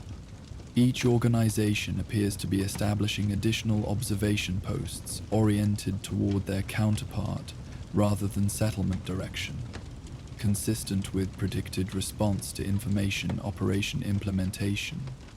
This confirmation of anticipated reaction pattern provided validation for operational approach, the Blackwood brothers responding precisely as strategic assessment had predicted, focusing attention on potential betrayal by temporary ally rather than maintaining coordinated pressure against Pinehaven. The resulting operational space would allow settlement implementation of recommended measures, while competing factions manage their deteriorating cooperative arrangement. "Maintain regular observation reports," Alexander directed. "Professional methodology prioritizing continuous information gathering despite initial success indicators. Pattern changes may provide additional opportunities or require tactical adjustment if unexpected developments emerge. Settlement preparations should proceed according to established timeline, regardless of apparent external distraction. Operational advantage provides opportunity for implementation, not justification for reduced readiness." With monitoring protocols established and immediate planning concluded, Alexander accepted Sarah's invitation to join community gathering in Settlement's central area. Modest meal shared among residents that provided both practical sustenance and symbolic unity during challenging circumstances. The atmosphere reflected cautious optimism rather than premature celebration. Appropriate recognition that initial success represented pathway toward potential resolution rather than completed security establishment. As Alexander participated in this community gathering, accepting modest hospitality without unnecessary elaboration regarding his contribution, he reflected on continuity between his current role and former official position. Though methodology had necessarily adapted to changed circumstances, fundamental purpose remained consistent, supporting community determination against external control imposition, preserving local autonomy against exploitation, regardless of claimed authority or superior resource capability. Perhaps true law existed beyond merely official designation or institutional recognition, principled application of justice through available means rather than constrained by organizational parameters or bureaucratic classification. His transition from lawman to technical outlaw status had altered methodological implementation without changing underlying ethical framework or operational objectives. The wasteland recognized effective contribution towards stability and autonomy, regardless of official designation, communities responding to demonstrated commitment rather than merely claimed authority. The Pinehaven situation would require continued attention over coming days as Blackwood organizations processed information suggesting mutual betrayal of their temporary arrangement. Alexander would remain through initial implementation phase, providing guidance regarding defensive preparation and information management while monitoring faction response patterns for potential adjustment requirements. The operational approach had established foundation for settlement preservation, of autonomy without direct confrontation against superior forces, leveraging existing relationship dynamics rather than engaging overwhelming capability directly. Night deepened across the valley as community gathering gradually dispersed, residents returning to implementation responsibilities with renewed purpose following brief social connection. Alexander remained briefly with Sarah, reviewing next day's coordination requirements before both sought necessary rest. Before continuing operational implementation, the stars above maintained their ancient patterns, indifferent to human concerns below, yet providing consistency that transcended temporary challenges. Perspective reminding that current circumstances represented merely momentary configuration within much longer continuity. As Alexander settled into provided accommodation, completing personal preparation for whatever developments might emerge during subsequent implementation phases, he acknowledged personal satisfaction, transcending merely professional accomplishment. His contribution toward Pinehaven's potential preservation represented continuation of principles that had defined his existence before official rejection. Commitment to justice, implemented through available means rather than abandoned through changed classification or institutional dissociation. The former lawman turned reluctant outlaw had found continuity beyond official designation or bureaucratic categorization. Purpose maintained through practical application rather than merely organizational affiliation. Perhaps true character existed in consistent ethical implementation regardless of external classification or institutional recognition. Principles applied through available methodology rather than abandoned when circumstances required adaptation. The lawless land beyond institutional boundaries provided opportunity for justice beyond merely codified regulation.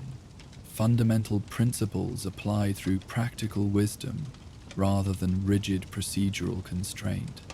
And throughout the wasteland, similar stories unfolded in countless variations. Individuals navigating complex ethical landscapes where official classifications frequently contradicted practical realities.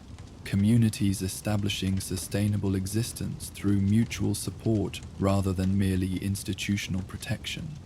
Principles finding expression through diverse methodologies adapted to specific circumstances and available resources. These interconnected narratives created the true frontier experience beyond simple institutional expansion or regulatory implementation.